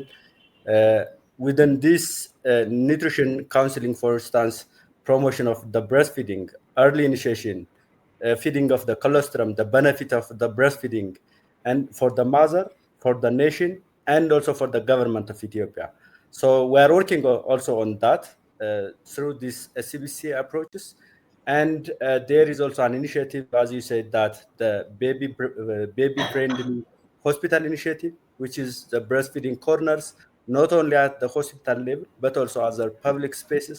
So the government of Ethiopia, the civil service societies, and also the private sectors are also working on, building or promoting these breastfeeding friendly public spaces, not only the hospitals, but other spaces like the schools, the universities, and the government offices and others. So the public should have separate spaces to practice this breastfeeding corner. So this is also one of the major initiative. And the other, there are nutrition educationists that which includes the breastfeeding component and other IOSF components like complementary feeding and others. And the major challenge here in Ethiopia is, I don't know, in Bangladesh, there is a poor attachment and positioning of the mother with the baby. So that is also the contributing factor for the breastfeeding. For instance, if the mother has a good production of milk, breast milk, but due to this poor attachment, poor positioning, and suckling effects, the child may not get sufficient nutrients from the breast. And also, we are to avert these challenges in Ethiopia, we are producing different CBC materials, which is called the family health card. Every mother at the rural and also at the urban areas should have these materials with having the key messages of the breastfeeding. So we are working on that issues to reduce this malnutrition and also the breastfeeding practices in Ethiopia, especially the harmful practices like the pre-lacteal feedings and mixed feeding within 6 months of the child. So we're working on that. Okay, thank you Gizachew. যেমনটি Gizachew বলছিল, মোটামুটি একই ধরনের একটি অবস্থা। না, শুধু দর্শক মণ্ডলী, আপনাদেরকে আরেকটি বিষয় জানিয়ে রাখতে চাই। আমরা ম্যাক্স ফাউন্ডেশন বিভিন্ন অ্যাপ্রোচ নিয়ে কাজ করি। তার মধ্যে আমাদের সবচেয়ে ইনোভেটিভ এবং সবচেয়ে আমাদের গর্বের যে অ্যাপ্রোচ, সেটি হচ্ছে হেলদি ভিলেজ অ্যাপ্রোচ। এখানে মূলত আমরা নিউট্রিশন, ওয়াশ এবং প্রাইমারি হেলথ কেয়ার এইগুলোর ইন্টিগ্রেশনে একটি অ্যাপ্রোচ ডেভেলপ করেছি, এবং আমরা দেখেছি যে শুধু নিউট্রিশন নিয়ে কাজ করলে যে রেজাল্ট আসে, তার থেকে অনেক ভালো রেজাল্ট পাওয়া যায় যদি এই তিনটির ইন্টিগ্রেশনে কাজ করা যায়। এবং এই হেলদি ভিলেজ অ্যাপ্রোচের মাধ্যমে আমরা ইন দ্য মিন টাইম সব মিলিয়ে 845টি হেলদি ভিলেজ এই রাইট টু গ্রো প্রকল্পের মাধ্যমে আমরা আমাদের যে পার্টনার অর্গানাইজেশনগুলো রয়েছে তারাও এইটিকে ইমপ্লিমেন্ট করছে এই অ্যাপ্রোচের মাধ্যমে। সো ইথিওপিয়াতে রিসেন্টলি, যেটার জন্য ধন্যবাদ দিতে চাই, যে ইথিওপিয়ান গভর্নমেন্ট এই হেলদি ভিলেজ অ্যাপ্রোচকে নেশন ওয়াইড স্কেল আপ করছে। সো ইটস এবং অলসো আরেকটি গুরুত্বপূর্ণ জিনিস হচ্ছে আমাদের ক্যারোলিনস্কি ইনস্টিটিউট, যেটি সুইডেন ভিত্তিক একটি বড় সংস্থা, এবং এরা মূলত আপনার যে নোবেল পুরস্কার, যারা হেলথ সেক্টরের জন্য নোবেল পুরস্কার পান, তাদের মনোনয়নের কাজটি করেন। সো এই কার্নেলস্কি ইনস্টিটিউট তাদের রিসার্চ ইয়ের জন্য আমাদের হেলদি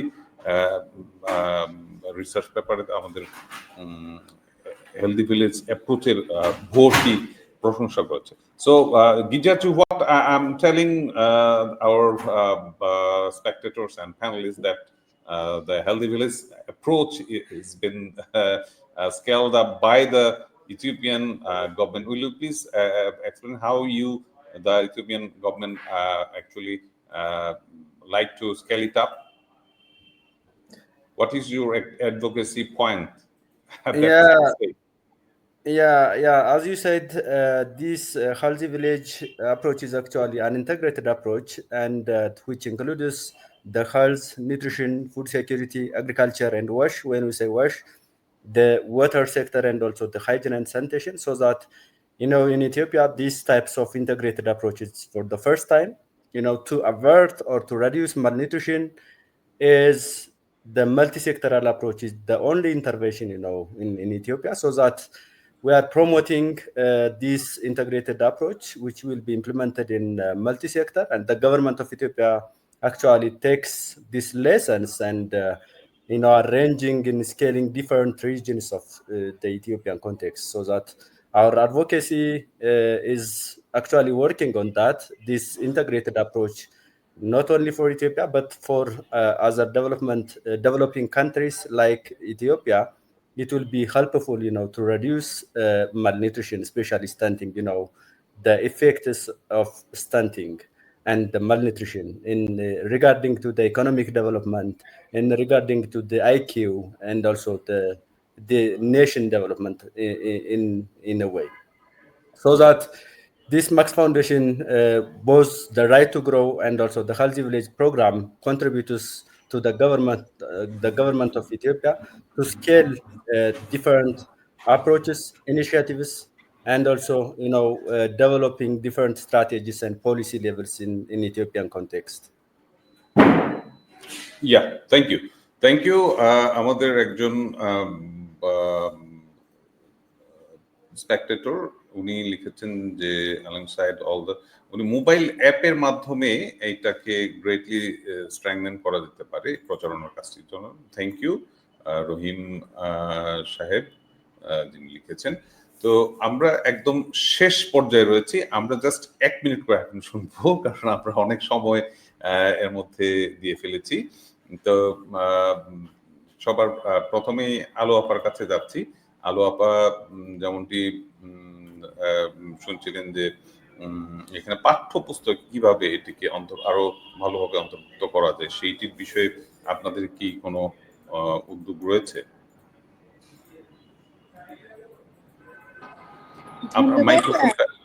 ধন্যবাদ সজল ভাই। এটা আমাদের উদ্যোগ রয়েছে এবং এটা আমরা আন্তরিকভাবে চাচ্ছি যে ব্রেস্ট ফিডিং ব্যাপারে অন্তত একটা ছোট করে হলেও একটা চ্যাপ্টারই অন্তর্ভুক্ত করা উচিত। আসলে এটা উচিত একেবারে প্রাইমারি লেভেল থেকেই।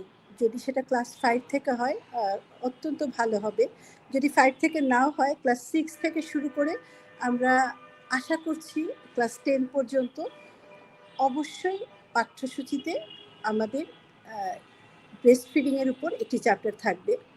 এবং আরেকটি জিনিস আমরা আন্তরিকভাবে চাচ্ছি, সেটা হচ্ছে হাসপাতাল কিংবা আমাদের কর্মক্ষেত্র সব জায়গায় আমরা ব্রেস্ট ফিডিং কর্নার কিংবা ডে কেয়ার সেন্টারের কথা যেমন বলছি, একইভাবে শপিং মলগুলোতে, বড় বড় শপিং মলগুলোতে যেন অবশ্যই ব্রেস্ট ফিডিং কর্নার ম্যান্ডেটরি থাকে। এটাও আমাদের একটা গুরুত্বপূর্ণ চাওয়া হবে, কারণ শপিং মলগুলোতে মানে ম্যাক্সিমামই ফিমেলরাই যায়, বাচ্চাদের নিয়ে তো যায়, আপনারা সবাই জানেন। তো এই জায়গাগুলো আমার কাছে মনে হয় যে খুব অস্বস্তিকর অবস্থায় কখনো কখনো মাকে পড়তে হয়। তো আমরা আমাদের যে কথাটা আমি প্রথমে বলেছি সেই কথাটা আমি আরেকবার বলতে চাই, যে মাতৃত্বকালীন ছুটি আমাদের আশা অনেক, আমরা চাই 1 বছর, আমরা চাই 2 বছর, কিন্তু অন্তত 6 মাস যেন প্রত্যেকটা মা যেন 6টা মাস তার বাচ্চা। খুব সম্ভবত আলো আপা ওনার ডিসকানেক্ট হয়েছেন, এই মুহূর্তে শুনতে পাচ্ছি না ওনাকে। যদি আসেন আবার একটু শেষ কথাটা শুনবো। আমরা একটু মনিরা আপার কাছে একটু যাই।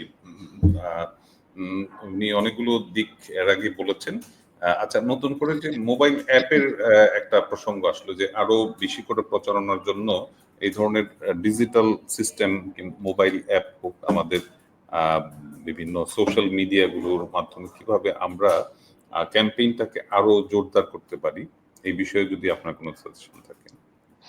আচ্ছা, আমি আসলে আমরা অনেক কথা বলেছি সবাই মিলে এবং আমার যেটা মনে হয় আমার অভিজ্ঞতা থেকে এবং আমাদের সংস্থাতে যেসব সংস্থা আমি কাজ করেছি, এখনো কাজ করছি, সেইসবের অভিজ্ঞতা থেকে যেটা আমার মনে হয় যে, আমরা আসলে ব্রেস্ট ফিডিং নিয়ে কিন্তু অনেক রকমের প্রচারণা চালাচ্ছি। বাট মূল সমস্যা আমার যেটা মনে হয় সেটা হচ্ছে হলো যে, আমরা সায়েন্টিফিক এভিডেন্স গুলো খুব তুলে ধরছি না। যে হাউ ইট ইস মানে এটার সিগনিফিকেন্স টা কি? এটার গুরুত্বটা কি? কেন এটা ভালো? এবং এটা না খাওয়ালে কি ক্ষতি হবে? সেটা আসলে আমরা খুব কম তুলে ধরছি। ইয়া, ইয়া, আরেকটা হচ্ছে দ্যাটস যে রাইট। আমরা অনেকেই কথা বলেছি যে কি করা দরকার। অনেক লিস্ট ধরে এবং সবকিছু আমরা তার মধ্যে অনেক কিছু আমরা মনে হয় 70% 80% আমরা অলরেডি করছি। যদি এট স্কেল এ করছি না। এট স্কেল এ করলে হয়তো একটা সুফল পেতাম। তো ওগুলো আসলে রিটেইন করার সাথে, সাথে আমি যেটা বলব যে অনেক মায়েরা আমাদের অভিজ্ঞতায় আমরা দেখি যে সমস্যা থাকে। সেই সমস্যাগুলোকে ম্যানেজ করার জন্য আমরা শুধুমাত্র তাদেরকে সচেতন করেই যাচ্ছি। কিন্তু সাপোর্ট সিস্টেম কিন্তু নাই। যারা কিনা প্রপারলি তাদেরকে শেখাতে পারবে যে তারা আসলে সেই প্রবলেম গুলো কিভাবে অ্যাড্রেস করতে পারে।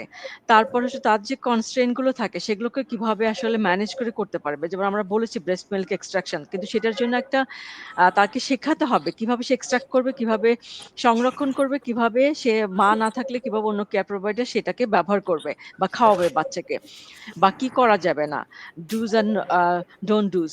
তো এগুলো নিয়ে আসলে আমাদেরকে আরো আ বা কি বলবো যে আমাদেরকে নিজেদেরকে তৈরি হতে হবে এবং সেটা আসলে এক স্কেলে আসলে করতে হবে। সেখানে মোবাইল অ্যাপ আম আমি বলব যে হ্যাঁ, can be good um media কিন্তু এটা আসলে যেন লিমিটেড না থাকে শুধুমাত্র প্রচার। মেসেজগুলো কিন্তু অনেকভাবে প্রচার হচ্ছে। মিডিয়াতে প্রচার হচ্ছে। অনেকভাবে আমরা এনজিওরা, সংস্থারা আমরা যারা কাজ করছি, বিশেষ করে সরকার কাজ করছে, স্বাস্থ্য মন্ত্রণালয় এবং আমাদের অন্যান্য মন্ত্রণালয় যেমন আমাদের শিশু মহিলা শিশু বিষয়ক মন্ত্রণালয় ওনাদের যে অনেকগুলি প্রোগ্রাম আছে কিন্তু একদম রুট লেভেলে। সেইসব প্রোগ্রামের মধ্যে নিউট্রিশনটা আছে এবং এখানে ব্রেস্ট ফিডিং দিয়ে শুরু হয়।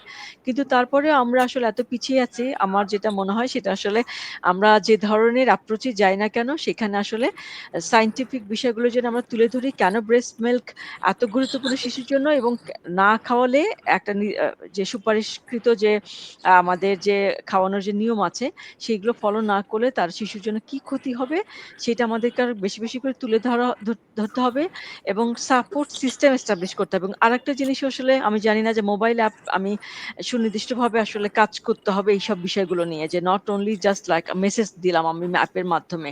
I think that's in my opinion it's not enough.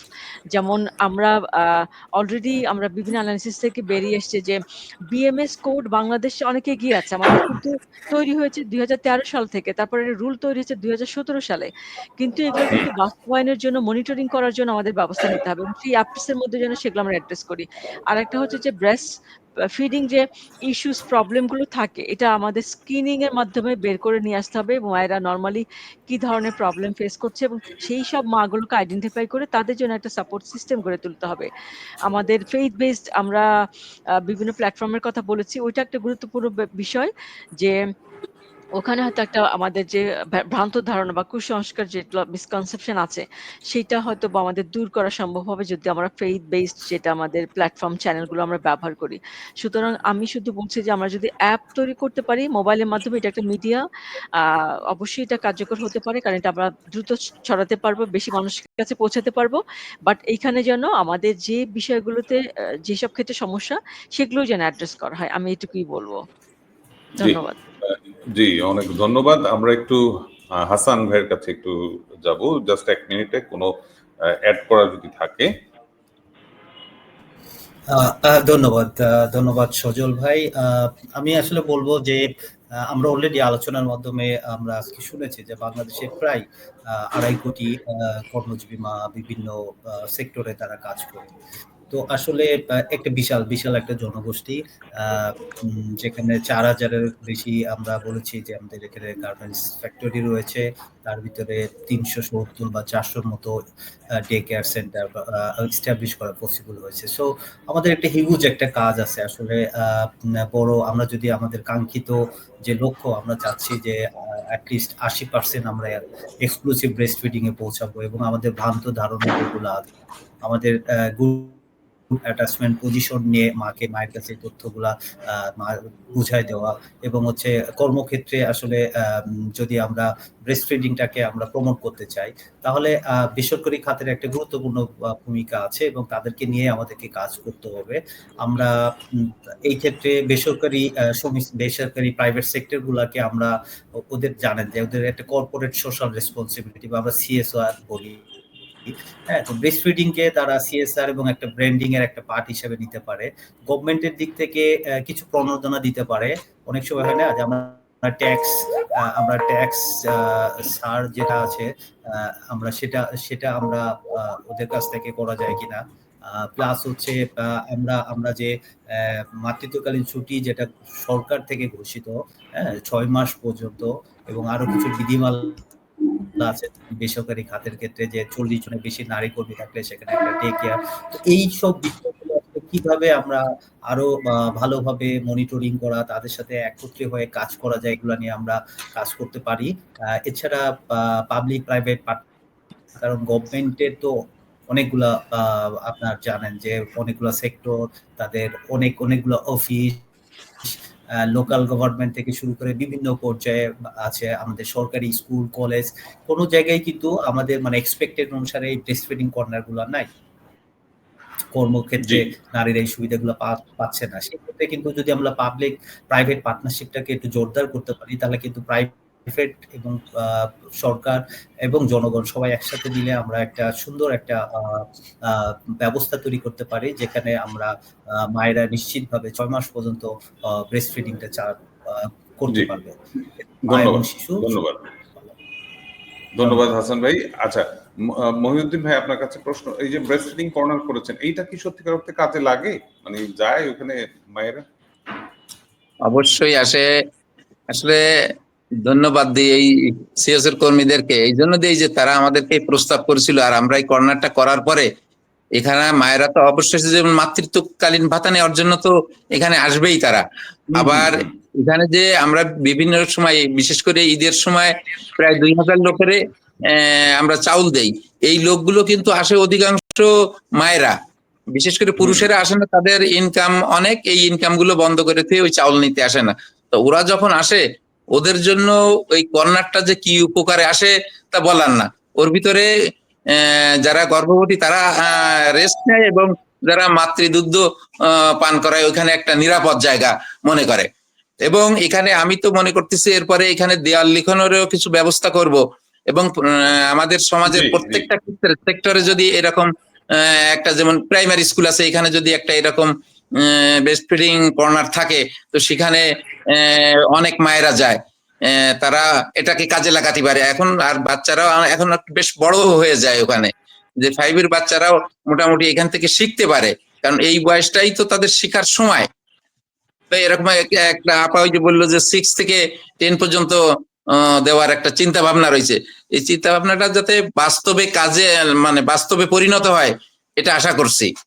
আর আমরা এখানে আসলে বিভিন্ন সময় যেমন আমরা বলি যে শুধুমাত্র 6 মাস পর্যন্ত শিশুকে বুকের দুধ খাওয়াবে, এটা যখন আমাদের এখানে আপনার ওই মাতৃত্বকালীন ভাতা নিতে আসে, এদেরকে অবশ্যই বলি যদি তোমরা শুধু 6 মাস পর্যন্ত যদি এই দুধ না খাও তাহলে তোমাদেরকে ভাতা দিব না, এরকম একটা প্রচার আমরা এখানে করি।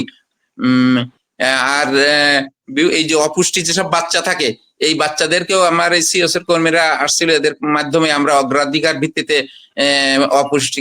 পুষ্টি খাবার দিয়েছি। আর ভবিষ্যতেও যাতে আমরা যেরকম এবার আমরা 10 লক্ষ টাকা মা ও শিশু পুষ্টি খাতে রাখছি। জি, অনেক অনেক ধন্যবাদ। যদি আগায় তাহলে তো দেশের মানুষ আরো উন্নত হবে, এবং মাদের এবং বাচ্চাদের এরা ডেভেলপ হবে, আর এরা ডেভেলপ হলে জাতি ডেভেলপ হবে। জি, অনেক ধন্যবাদ মহিউদ্দিন ভাই। আপনাকে ধন্যবাদ।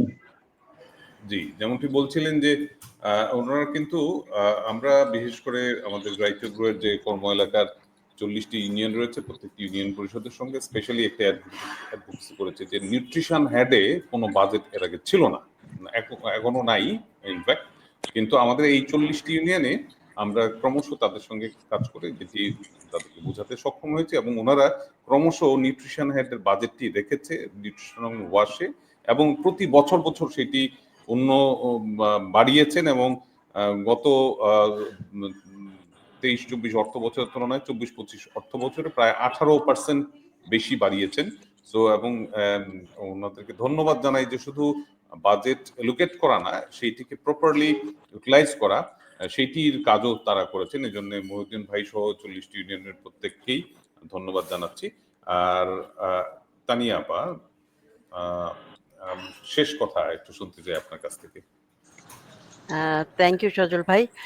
শেষ কথা হিসাবে যেটা বলতে পারি, মানে এই অনেকদিন ধরে যে কাজ করার অভিজ্ঞতা থেকে আমার মনে হয় যে একটু ফিরে থাকা মনে হয় দরকার। সেটা আমরা যারা ডেভেলপমেন্ট সেক্টরে কাজ করছি বা আইপিএইচএন আমাদের মওকার প্রতিনিধি ছিলেন বা সরকারি যে সকল সংস্থারা কাজ করছে, যে কেন আসলে আমাদের এত এত ইনিশিয়েটিভের পরেও ব্রেস্ট ফিডিং এর জায়গাটা বাড়ছে না বা আশানুরূপ বাড়ছে না। বাড়ছে ডেফিনেটলি, এক্সক্লুসিভ, বিশেষ করে এক্সক্লুসিভ ব্রেস্ট ফিডিং এর জায়গাটা। সো মনে হয় আমরা যেভাবে কাজ করছি একটু পরিবর্তন দরকার আমাদের। আমরা মনে হয় একই ধরনের ইনিশিয়েটিভই নিয়ে যাচ্ছি এবং ভাবছি যে হচ্ছে না। তার মানে হলো হয়তো এর বাইরে আরো কিছু ইনিশিয়েটিভ আমাদের নেওয়া দরকার। এই জায়গাটা একটু একত্রিতভাবে, আলাদাভাবে না, বিভিন্ন অর্গানাইজেশন আলাদাভাবে না বা সরকার বেসরকারি আলাদাভাবে না, একত্রিতভাবে আমরা কিভাবে একটা ডিফারেন্ট কিছু স্ট্র্যাটেজি ডেভেলপ করতে পারি, সেই জায়গাটা মানে কেন হচ্ছে না এটা আসলে একটু স্টাডি করে রিসার্চ করে খুঁজে দেখা দরকার, রাদার দেন জাস্ট গতানুগতিক বা ট্রেডিশনালি আমরা কাজ করে যাচ্ছি। তো এটা একটা বড় জায়গা আমার মনে হয় যে একটু মনে হয় দেখা দরকার, আর নাহলে পরে হবে না। আর একটা জায়গা বলতে চাই যে এটার সাথে আসলে লিঙ্কড যে অনেকগুলো গ্রে এরিয়া মনে হয় আছে যে জায়গাগুলো আমরা টাচ করছি না, বা অনেকগুলো হয়তো আমাদের জানা অনেক অন্যান্য ইস্যুতে কাজ করছে এমন কিছু মেথোডোলজি আছে যেটা আমরা এখানে আসলে ইন্ট্রোডিউস করতে পারি for exclusive breast feeding.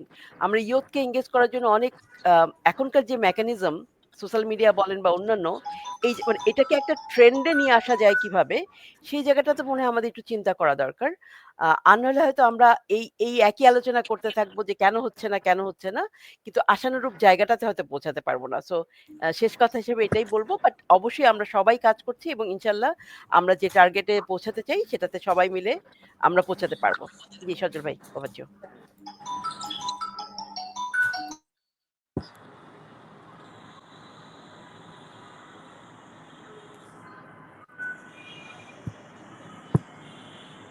You are muted. Sorry. Sorry, Thank you, I everyone. was muted. So I just want to hear any last comment from you. Actually, you don't understand the whole program was in Bangla. But what you can guess that we are talking about in Bangladesh to develop some strategies to how to mitigate the issues to actually to achieve the SDG goal. Yeah. And what is your strategy now? Yeah, the current strategy here in Ethiopia to alleviate the overall malnutrition, including stunting in Ethiopia, is, as I said before, there are the grand flagship programs in Ethiopia and initiatives. There is a food and nutrition strategy and policy here, the IYSF guidelines and strategies here. So, you know, strengthening the system, especially the governance system of the Ethiopia, you know, in promoting this breastfeeding and other IYCF practices to promote the health and nutrition and also the wash services at all levels in Ethiopian context. So the one is there is a food and nutrition coordination unit starting from at the federal level to the community level. So by using that structure, that governance structure, we can, you know, integrate these IYCF practices. So the communities can mobilize easily by using this existing government structure, and also the rules and regulations, especially focusing on, you know, promotion of this breast milk constituents, that is, you know, respecting the global code of conduct in breast milk. So using different rules and regulations to minimize, you know, promotion of this breast milk constitute and promoting the breastfeeding is one of the strategy. And the IYCF, as I said before, especially for the breastfeeding, exclusive breastfeeding, not only stuck in 59%, it should be 100%. But when we say 100%, we should mobilize all the communities on the benefits of the breast milk for the mother, for the baby, for the family, and also for the nation as a whole. So this mobilization will create also using that system, that government system. So our strategy is ending this malnutrition by 2030.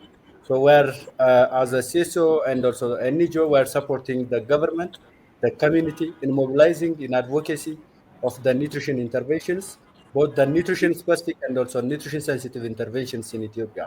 So we are promoting that, and I hope we will achieve that. Over to you.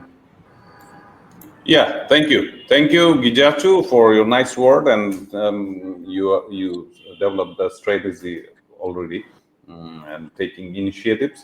Thank you for that. Alo আপার কাছে একদম সবার শেষে যাব, যে অনেকগুলো আরো বিষয় এসেছে, আসলে খুব চমৎকার একটা আলোচনা হয়েছে, অনেকগুলো প্রসঙ্গ এসেছে, এবং এই জায়গা থেকে আলো আপা ফাইনালি যে কথাগুলো আসছিল, যে তানিয়া আপা বলছিলেন যে একটা আমাদের এখানে কেন এখনো এই জায়গাটা ইমপ্রুভ হচ্ছে না, গ্রে এরিয়া রয়েছে, সেটা নিয়ে একটা স্ট্র্যাটেজি ডেভেলপমেন্টের জন্য গভর্নমেন্ট এবং নন গভর্নমেন্ট প্রাইভেট সেক্টরকে ইনভলভ করে, স্পেশালি যে ওই ফর্মুলা দুধের যে বিষয়টি, যে ঝামেলাটি রয়েছে, সেটাকে কিভাবে প্রিভেন্ট করা যায়। কেন মনিরা আপা বলছিলেন যে কেন আসলে খাওয়াতে হবে, এক্সক্লুসিভ ব্রেস্ট ফিডিংটা কেন দরকার, কিংবা কোলেস্ট্রল আর শাল দুধটা কেন জরুরি, এই টোটাল আইইউআইসিএফ এর বিষয়টাকে কিভাবে কেন দরকার সায়েন্টিফিক্যালি তাদেরকে বোঝানো, সেই কাজের জন্য আপনি ডিসকানেক্ট হয়ে গিয়েছেন। আপনাকে শেষবারের মতো কানেক্ট করছি, এবং আলো আপার কথা দিয়ে আজকে আলোচনাটা শেষ করতে চাই।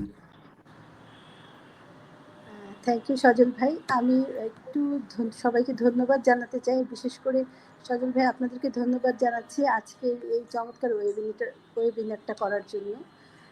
আমি আপনার প্রশ্নের উত্তরে যদি যেতে চাই, তাহলে আমাদের আসলে একটাই উত্তর হওয়া উচিত। আমাদের বিএমএস সেল, যেটা ব্রেস্ট মিল্ক সাবস্টিটিউট অ্যাক্ট, যেটা আইন এবং বিধি আপা বলেছেন 2013 সালে যেটা হয়েছে, এবং 2017-18-তে যে বিধিগুলো হয়েছে, আমাদের আসলে এই জায়গাটায় অত্যন্ত গুরুত্ব দিতে হবে। আমরা এই জায়গায় যতখানি গুরুত্ব দেওয়া উচিত, হয়তো পর্যাপ্ত পরিমাণে এই জায়গাটাকে অ্যাপ্রোচেবল এখনো করতে পারিনি। এই জায়গাটায় আমাদেরকে ক্যাপাসিটি বিল্ড করতে হবে, আমাদেরকে অ্যাপ্রোচেবল ওয়েতে আগাতে হবে। কারণ এখানে একটা হয়তো আমরা অনেকেই জানি না যে আমাদের শাস্তির মেয়াদ কিন্তু হায়েস্ট 10 বছর পর্যন্ত জেল হতে পারে, এবং জরিমানা আমাদের একেবারে 50,000 থেকে 5 লক্ষ, ইভেন 50 লক্ষ টাকা জরিমানা হতে পারে।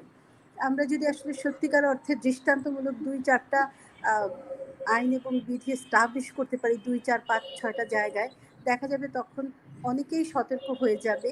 এবং আমার আরেকটা জিনিস মানে সবসময় যেটা মনে হয়, অ্যাওয়ারনেসের জায়গাটায় আমাদেরকে এইভাবে অ্যাওয়ার হতে হবে, যেইভাবে আমরা আসলে কোভিডের সময় সবাই জানতাম কিভাবে হাত ধুতে হয়, কিভাবে মাস্ক পরতে হয়, কিভাবে দূরত্ব বজায় রাখতে হয়। আমরা যদি এই লেভেলে অ্যাওয়ারনেসটা বিল্ড আপ করতে পারি, তাহলে আসলে আমাদের খুব বেশি সমস্যা হওয়ার কথা না। এবং বিএমএস সেলটা সম্মিলিতভাবে আমরা এটা একেবারে অ্যাপ্রোচিং লেভেলে নিয়ে যাব ইনশাল্লাহ।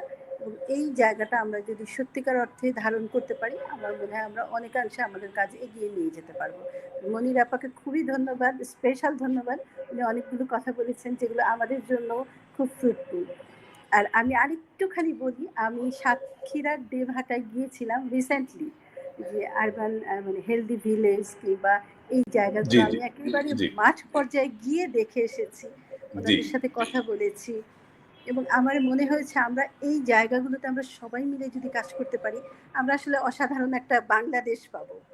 বাচ্চাদের তো পাবোই, অসাধারণ একটা বাংলাদেশও পাবো। আমরা সবাই মিলে কাজ করতে চাই, এবং ইনশাল্লাহ অবশ্যই সবাই মিলে কাজ করব। ধন্যবাদ সবাইকে। জি, ধন্যবাদ মনিরা আপা। সরি আলো আপা যেটি শেষ করছিলেন শেষ কথায়, যে সত্যিকার অর্থে গতকালকে একটি হেলথ কনক্লেভ ছিল এবং সেখানে অনেকগুলো কথা হচ্ছিল যে আমাদের বাংলাদেশেরই অনেক গুলো অ্যাপ্রোচ রয়েছে, মডেল রয়েছে, সেইগুলোকে আমরা বেশি নারিশ করি না কেন। এই হেলদি ভিলেজ অ্যাপ্রোচ কিন্তু আমাদের বাংলাদেশের একটা অ্যাপ্রোচ, এবং এইটা কিন্তু এখন নেপালে স্কেল আপ হচ্ছে, ইথিওপিয়াতে হচ্ছে। আলো আপা বলছিলেন যে একদম দেখে এসেছেন সাতক্ষীরায়, সেখানে আমাদের যে পার্টনার ওয়ার্ল্ড ভিশন তারা ওইটাকে ইমপ্লিমেন্ট করছে। আমাদের এসিএফ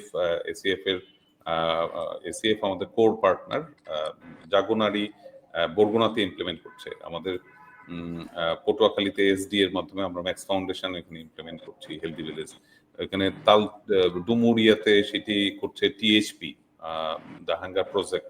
সো এবং আমরা এখানে পার্টিকুলারলি এই ইআইবিএফ এবং ইবিএফ স্পেশালি আইওয়াইসিএফ এর বিষয়টিকে কিন্তু অনেক গুরুত্ব দিয়ে দেখি। এবং আজকে যারা আমাদের সঙ্গে যুক্ত ছিলেন প্যানেলিস্ট হিসাবে এবং যারা কমেন্ট করেছেন ফেসবুকের মাধ্যমে, এইটি লিঙ্কডইন এর মাধ্যমে যাচ্ছে, অলসো ইউটিউবে আপনারা পাবেন। আমরা right to grow Bangladesh Facebook page থেকে এটিকে প্রচার করেছি, আপনাদের সবার কাছে লিঙ্কটি দিয়ে দেওয়া হচ্ছে। পরবর্তী সময়ে এটি রেকর্ডেড ভার্সনটি আপনারা দেখে নিতে পারবেন। তো আপনারা যারা আজকে যুক্ত হলেন, প্রত্যেকের মূল্যবান সময় দিয়ে আজকে আলোচনায় যুক্ত হয়েছেন, সেই জন্য আপনাদেরকে ধন্যবাদ জানাচ্ছি। এবং আমরা একটা এইটির সামারি যেটি করি, প্রত্যেকটি ওয়েবিনার শেষে একটি সামারাইজ করি এবং যে রিকমেন্ডেশন গুলো বিভিন্ন আসে আপনাদের সঙ্গে সেটি শেয়ার করব। এবং আশা করি এই জায়গা থেকে এই ব্রেস্ট ফিডিং এর যে গ্যাপ গুলো রয়েছে, বিশেষ করে ইবিএফ এর আমরা যেটি 2030-তে করার চেষ্টা করছি এসডিজি গোলটা পূরণ করার জন্য, সেইটির ক্ষেত্রে একটা বড় রকমের সহায়ক ভূমিকা রাখবে আজকের এই ওয়েবিনার। যারা যুক্ত ছিলেন প্রত্যেকে ধন্যবাদ জানিয়ে আমি সজল কুরেশি বিদায় নিচ্ছি আপাতত। আবারও দেখা হবে। ধন্যবাদ সবাইকে। সবাইকে ধন্যবাদ। ধন্যবাদ, সবাইকে ধন্যবাদ। Thank you. ধন্যবাদ সবাইকে। Thank you.